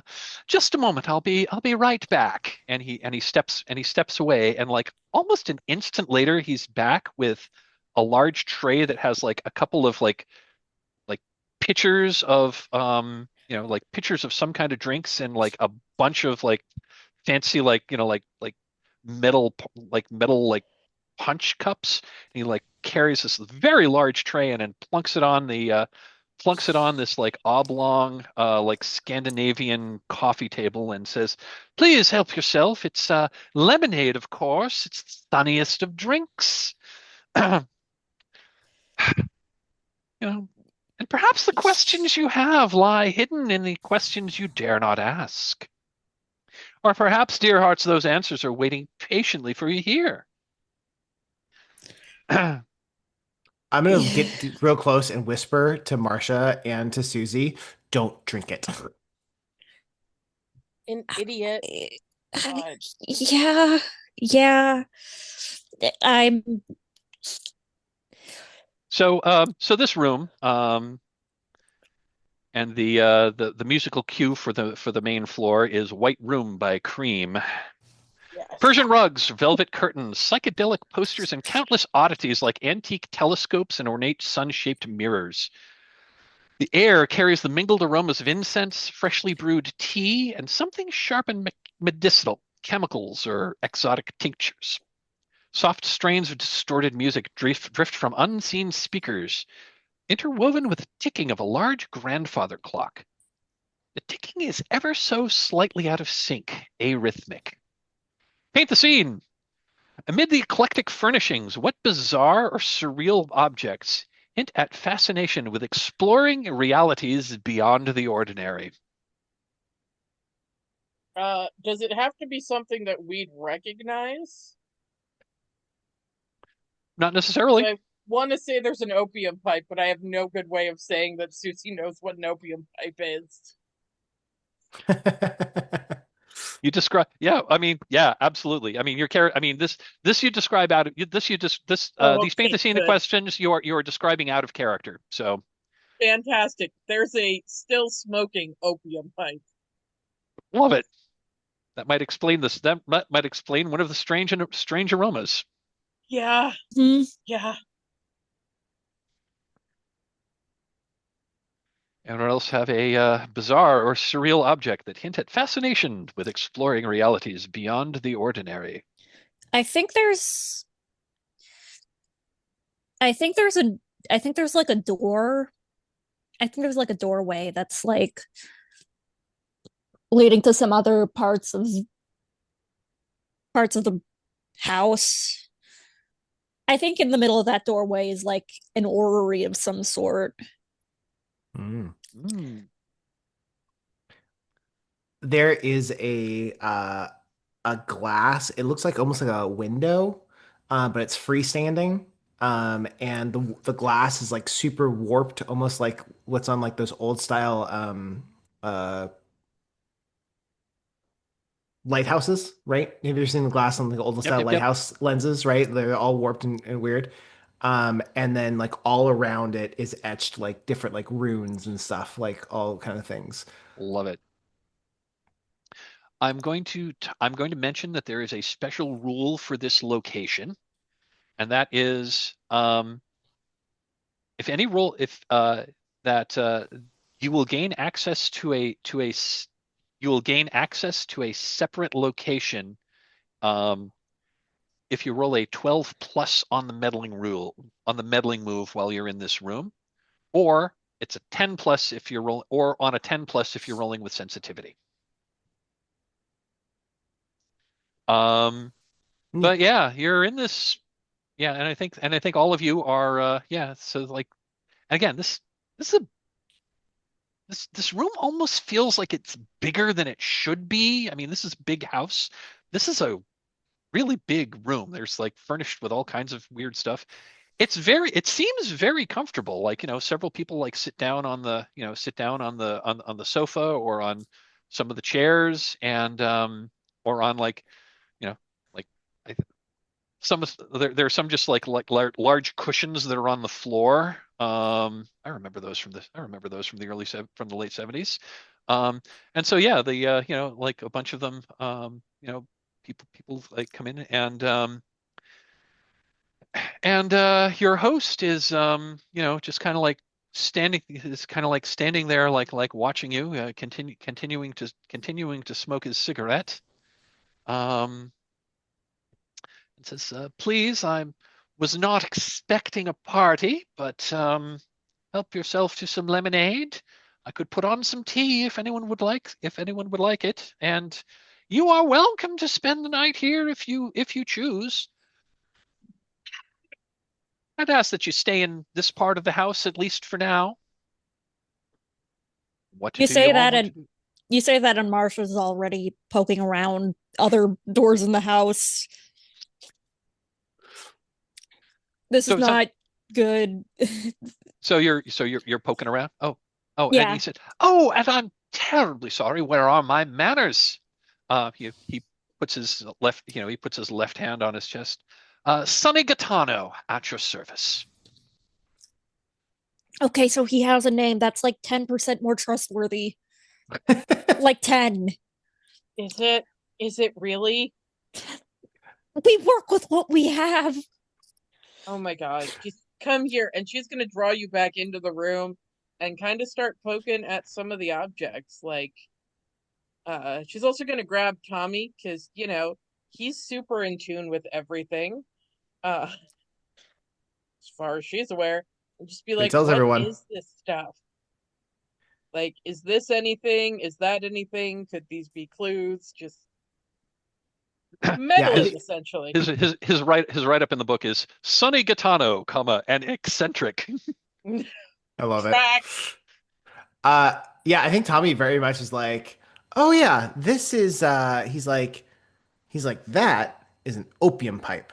And if you want to open your mind to all the things in the world, that's how you do it. Um, he's like, but a I lot of this deeply stuff want to I've know never how seen. Tommy knows what an opium pipe is. Is anyone trying the lemonade? Nope. No, maybe, maybe. I think that Marsha like takes. Oh, Moondog pours himself a really big cup and like, and like, and he looks over at Sonny, he's like, "Hey man, this is really good lemonade." And Sonny just kind of like, Sonny does one of these. Thank you. Thank you. I have the lemons imported from Spain. Bad, bad, bad, bad. You guys investigate over there. I'm gonna find anything else. Okay, so we are starting to run up against time. So so folks want to do some meddling moves, that would be fine. Who would like to poke around, and if so, how are you going about it? I Or if you want to like, engage Mr. Katano in conversation, that would also work. I would like to try to like figure out what some of this stuff is. Specifically like the doorway and the window. Like I'd like to kind of like Sure. look into the cool stuff, the cool quote unquote stuff in the room. Look at the cool look, you're poking What's around the gonna open cool up my stuff in the room. mind? Looking Yeah. around the cool stuff in the room. Okay, awesome. Yeah, go ahead. So what I would like to do sensitivity here, even though it's not my best stat, because I one think that's very much what 100%. he's vibing And with. like I said, if you get a 10 plus if you get a 12 plus on if you get a 12 plus on the meddling move in here or a 10 plus on sensitivity, that does open up a new location. Don't set stakes for me. When I have performance anxiety with dice. Like this is not how this works for me. You Listen, got roll with sensitivity, and we can like mark a star. I was Yeah, about yeah. to say and we Oh, only that's a and good and point. have also Yeah, and yeah. three also stars if left. yeah, I was going to say we've got a lot of stars left, and most people haven't marked their beach bag items yet. So, Well, that's true. and we are starting to run low, and we are running low on time here. So, Okay. Do you use the item before you roll? Is that how it you works? you mark the item before you roll. Yes. Okay. Instead of drinking the lemonade, I'm gonna take a big swig of my bottle of pre-made Mai Tai, There we and go. then and that gives me advantage, right? That gives you advantage. So you're going to roll 3 dice and add the highest two. Fantastic. Let's do it. 6. So, Mark a thing. yeah, are we good with marking a red thing then? A Yeah, Please red We're do. coming up on time, and we circle? still have like 4 of them. Yep. Yeah, yeah. Okay. All right, Okay. doing Go it. ahead and okay. So the next one is so Tommy, narrate a flashback to that first day on the beach last year. Something happened between Darla and someone else at the beach party. Her actions caused someone to stomp off in anger. What happened? Okay, so at the beach, Darla and Moondog got into it. And it definitely seemed to be around her, um, basically like sitting on Chet's lap and everything. And so clearly Moondog was jealous, and it got real heated. And in the end, he stomped off, very pissed off. Nice. And the follow-up question to the other players is describe what that looked like from your perspective. Marcia, you got an idea? Marsha didn't see. Marsha didn't see like the fight or Moondog after that, but like she saw Darla frustrated, kind of like walking away, trying not to let it bother her, but it very clearly did. Uh, Susie, to her, it looked really weird because, like, Darla had Chet's attention. Why is she bothering with Moondog of all people? Uh, and she just assumed that it was Darla, uh, telling Moondog to, like, back off, like he was being weird or creepy or something. So she went up to Darla afterwards and like got her a beer and was like girl talking with her. Love it. Fantastic. Okay, cool. So that raises the miss to a 7 to 9. So I'm going to give you the clue. I don't know. I can't think of a good complication, so I'm just going to flat out give you the clue. And that is a this is perfect. Hanging on a like as you're looking around, you notice something unusual hanging on a hook by the door that because that front door opened into this like one big old room. Hanging on a hook by the door is a varsity letter jacket from your high school, like your high school. Oh shit. Huh. Oh, What? Huh? What do you mean, huh? What, huh? Um, do you guys see that over there? The jacket by the door? None of us wore it this trip. I Is it a Letterman jacket? It is a Letterman jacket. Did didn't Chet wear a Letterman jacket? Like Yes, he everywhere? Chet generally wore his Chet generally wore his Letterman jacket everywhere he went. Oh my god, is that Chet's Letterman jacket, guys? I think it that's might Chet's be. jacket.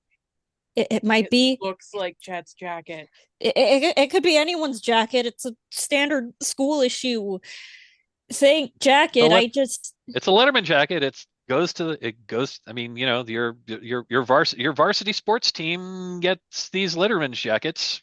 They tend not to be monogrammed, although sometimes they I are.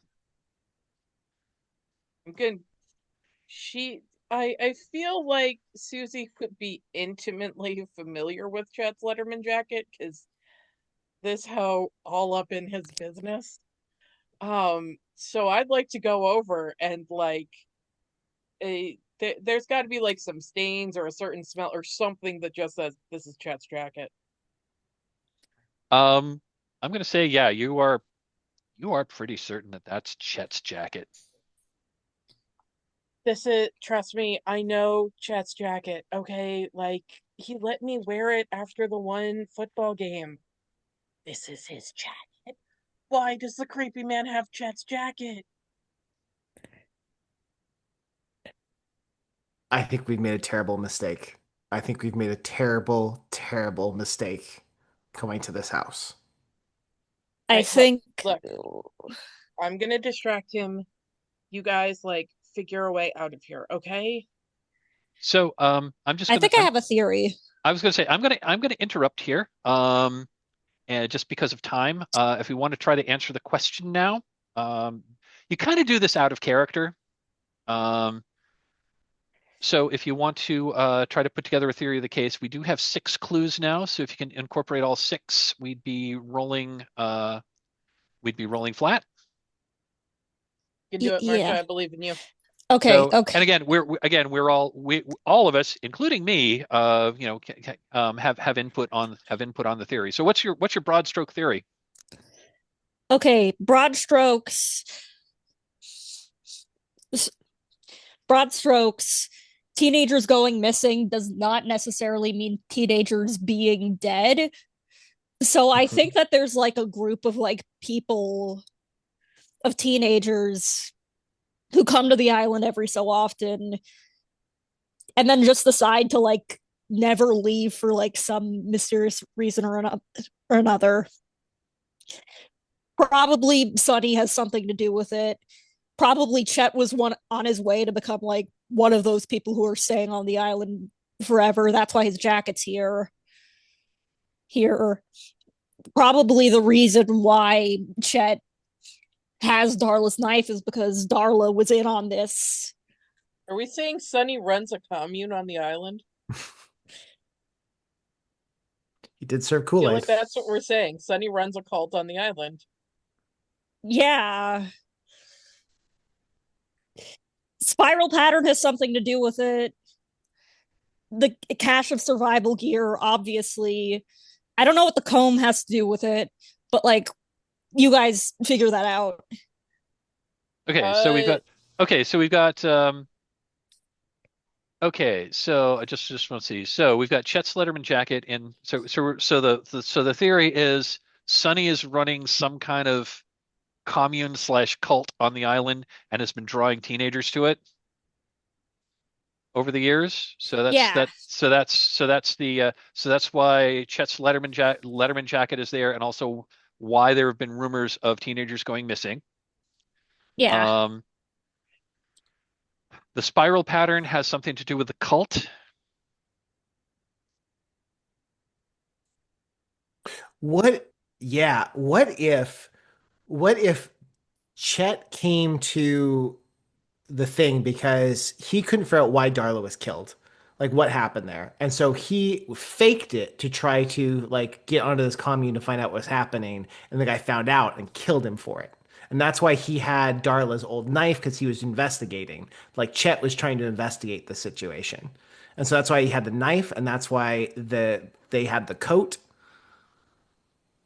yes. Okay. yeah. Um, so how does the spiral pattern in the bonfire ashes, how does that come to it? I have an Uh, idea. oh, you go first. Oh, my idea is you know, Chet's not the only member of the commune who is part of your party, and there's another member. There's another teenager in here who who's part of the commune, and he put that spiral in there as a sign. Could that Oh be yeah, Moondog, considering the fight happened between him and Darla? Oh, I love that. That was yes, Moondog. Yeah. Yep. yes. I think that there are several teenagers who are part of the commune, and that was Moondog's way of saying, "Keep your goddamn mouth shut." Mm, Ooh, I love it. Yeah, I like that.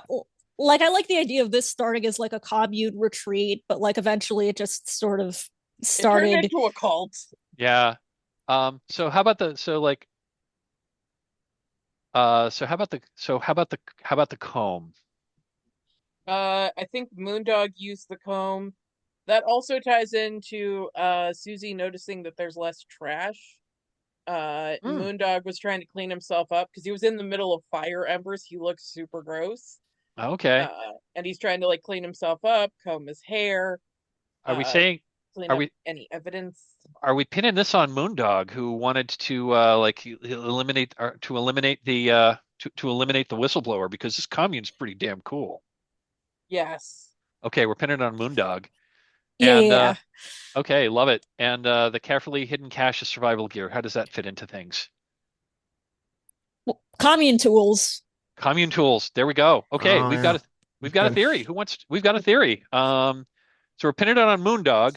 So Sonny's running a commune on the island where he draws teenagers in for whatever reason.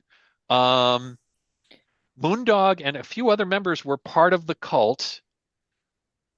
Moondog put the put the Moondog put the spirals in the embers as a sign to the other cult members to keep your damn mouths shut. Confronted Chet, who was about to blow the whole thing open, and killed him. Yes. Yes. Okay, I like that. there's our theory. Okay, who wants to roll? I This is think going to be a Marsha should. This was her idea. I think I love it. like we all ran with it. I think that So makes this is going to sense. be Yeah. so it's complexity 6. We're rolling with 6 clues. This is going to be a flat roll, and we can use the stars to influence it. Which I am going to do. Well, let's go ahead and roll first. Okay, we got a 9. Oh, use the If you stars. Ooh. if you'd like to Well, move yeah, this, yeah, I will use a let's star. let's use That's a a star. Let's move bumpable. that up. Let's bump it up to a 10. So Woo! let's do this. Let's do the star. Let's do the star first. So this is a a flashback to last year's party when an argument broke out between Darla and the group. What did the group accuse Darla of doing? I think that it's pretty obvious that the group kind of accused Darla of like trying to break ranks of some sort with with the commune. Like obviously it wasn't framed like that out in the open. It was more like this generic talk about like, oh, you're really going to turn your back on us? We're going to That's after everything we've been through, you're just going to up and leave? And like Darla was standing her ground that there was like more to her than just staying in this place for the rest of her life. Got it. And so I I'm going to love the ask, idea that like Darla was like everyone looked at her as like this loose girl or whatever, but she was the one that had like the morals of like, you know what, this commune's not what we should be doing. and so I'm going to say like, so I love that. That's really cool. So I'm going to say the other players like, so how did you understand that argument? So clearly none of you knew about this cult until now. So how did like everyone saw the argument? So how did you interpret the argument? A breakup, basically. I think just like a big friendship group breakup. I think it's just like while the circumstances were all like muddled and all that sort of stuff,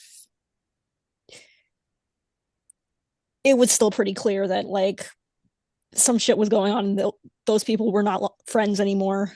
Got it. Cool. Yes. Just for time reasons, I think we're just going to move. I think we're going to like move things along here. So that's an awesome flashback. I love that.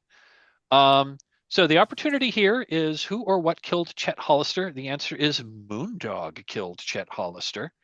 Um, so now we're going to kind of like jump to the end game. Now that you've kind of like put all this together, the end game is so the end game is locate the killer, then capture or destroy them, or survive the night. So I think we're so again we're starting to run low on time. So like, how do you want to like?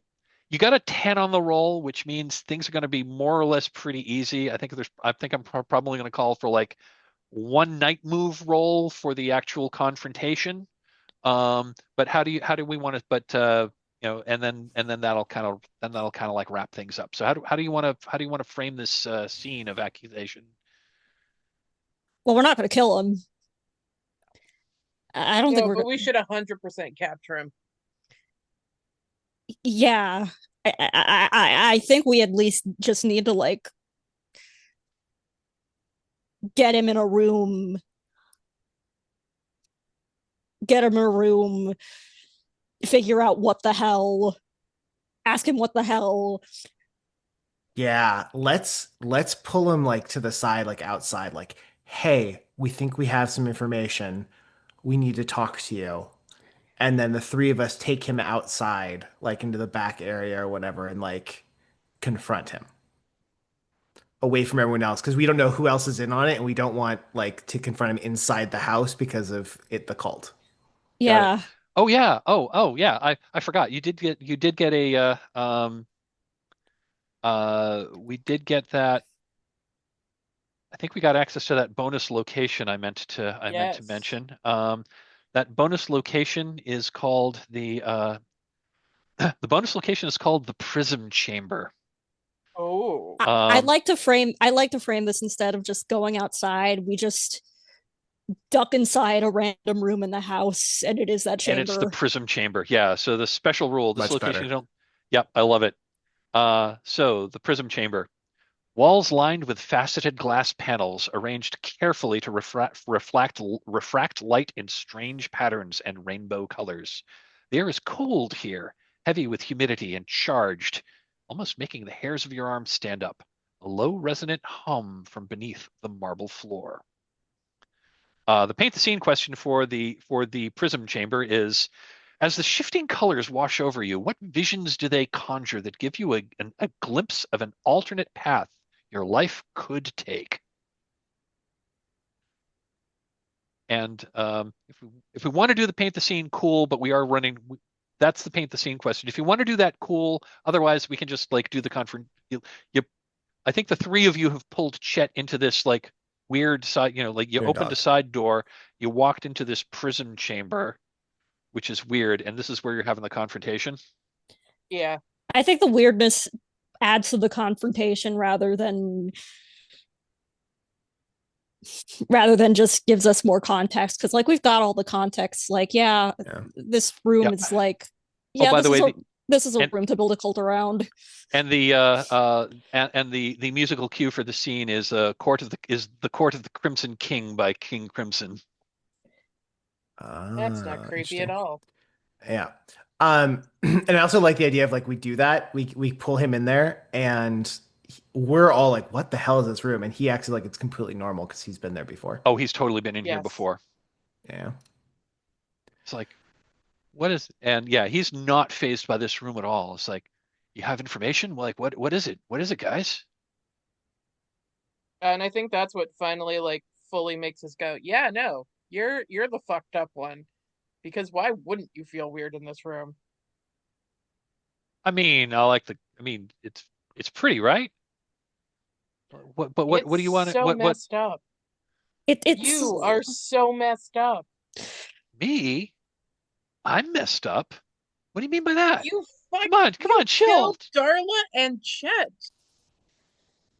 Wait, you think I killed Darla? Obviously, because she didn't want to join your super freaky weird cult. If you didn't kill Darla, then at the very least you killed Chet. Personally, I still believe he killed Darla too. Honestly, yeah, I believe that too. But like that's nowhere. Just Tommy's gonna stand behind Marsha and look menacing. Like he doesn't actually need to say anything. He's just like, I'm just gonna stand here and look like, he's not getting out that door. Back out that door. Got it. That's fair. Love it. Good job. Like, and he says, like, wait, you think I killed Chet? Think I killed Chet? That, like, what? You think I killed Chet? Why would I kill Chet? Because you've always hated Chet. Well, I mean, everyone. F that guy. But I'm not sad he's gone. But like, you think I killed him? Like, why would I? What reason would I have to kill him? Because he was going to get Darla out of your cult.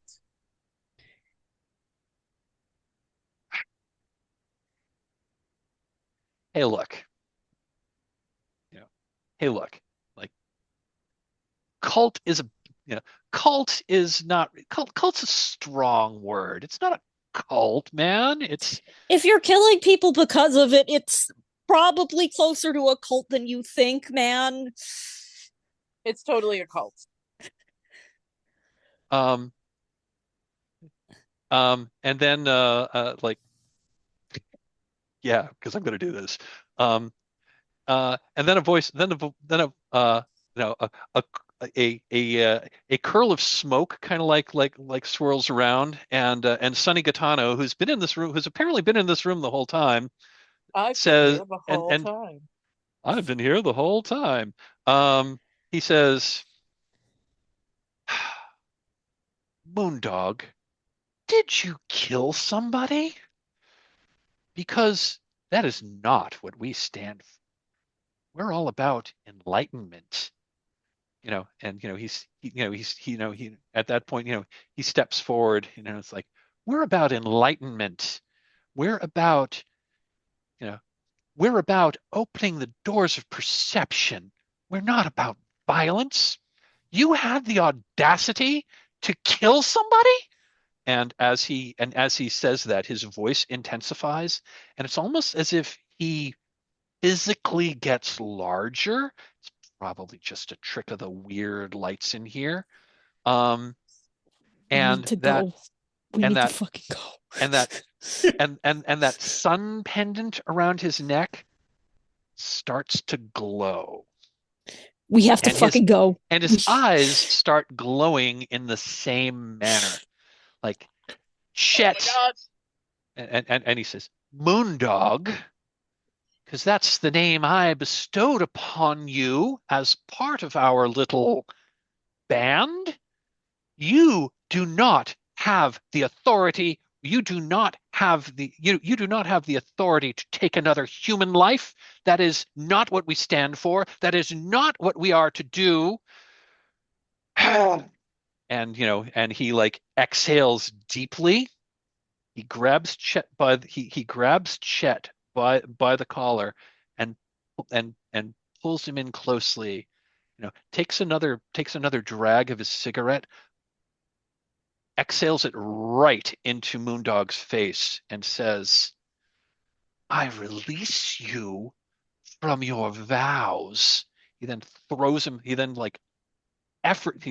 tosses him aside, like it's almost an effortlessly, and he just flies against the wall. Bam! Slides down, and he says to the rest of you,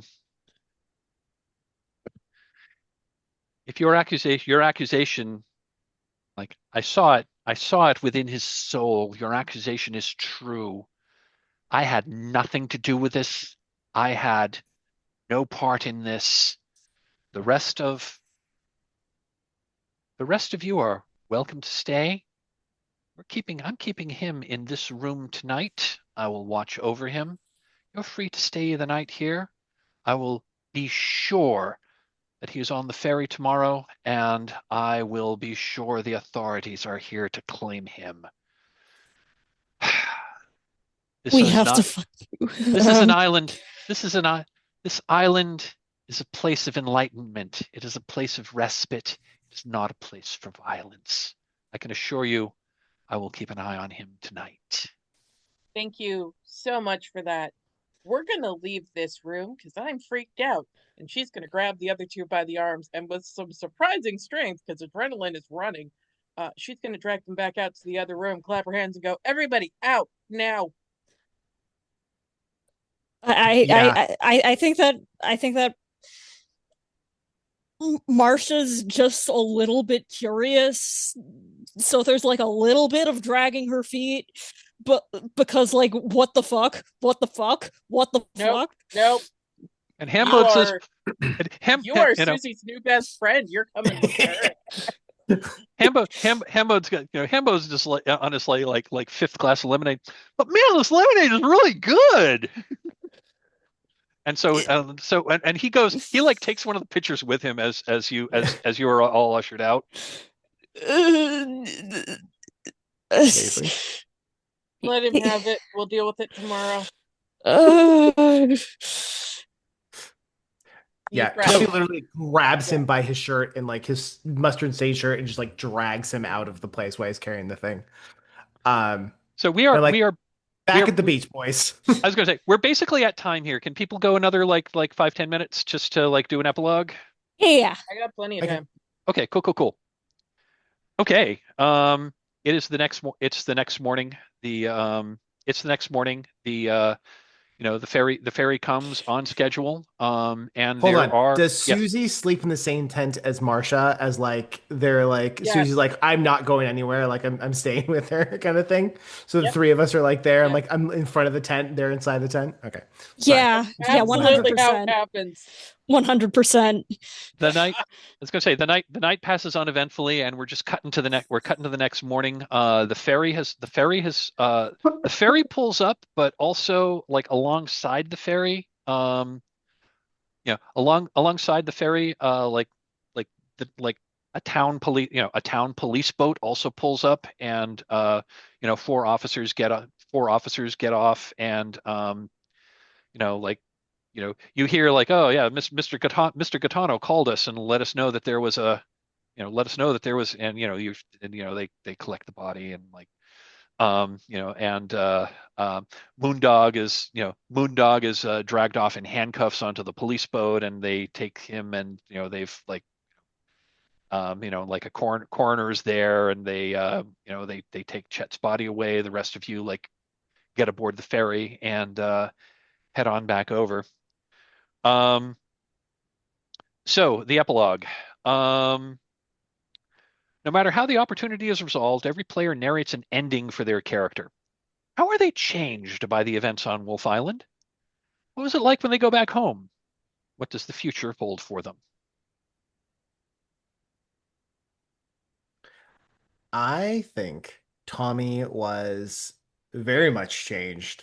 I think Tommy always thought himself as like, oh, I'm in the popular crowd and I'm with the thing and I'm willing to do whatever. I'm willing to open my mind.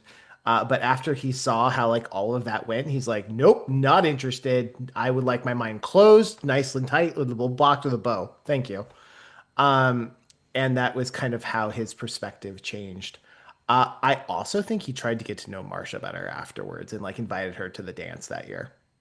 Aw, Oh, that's so I love sweet. it.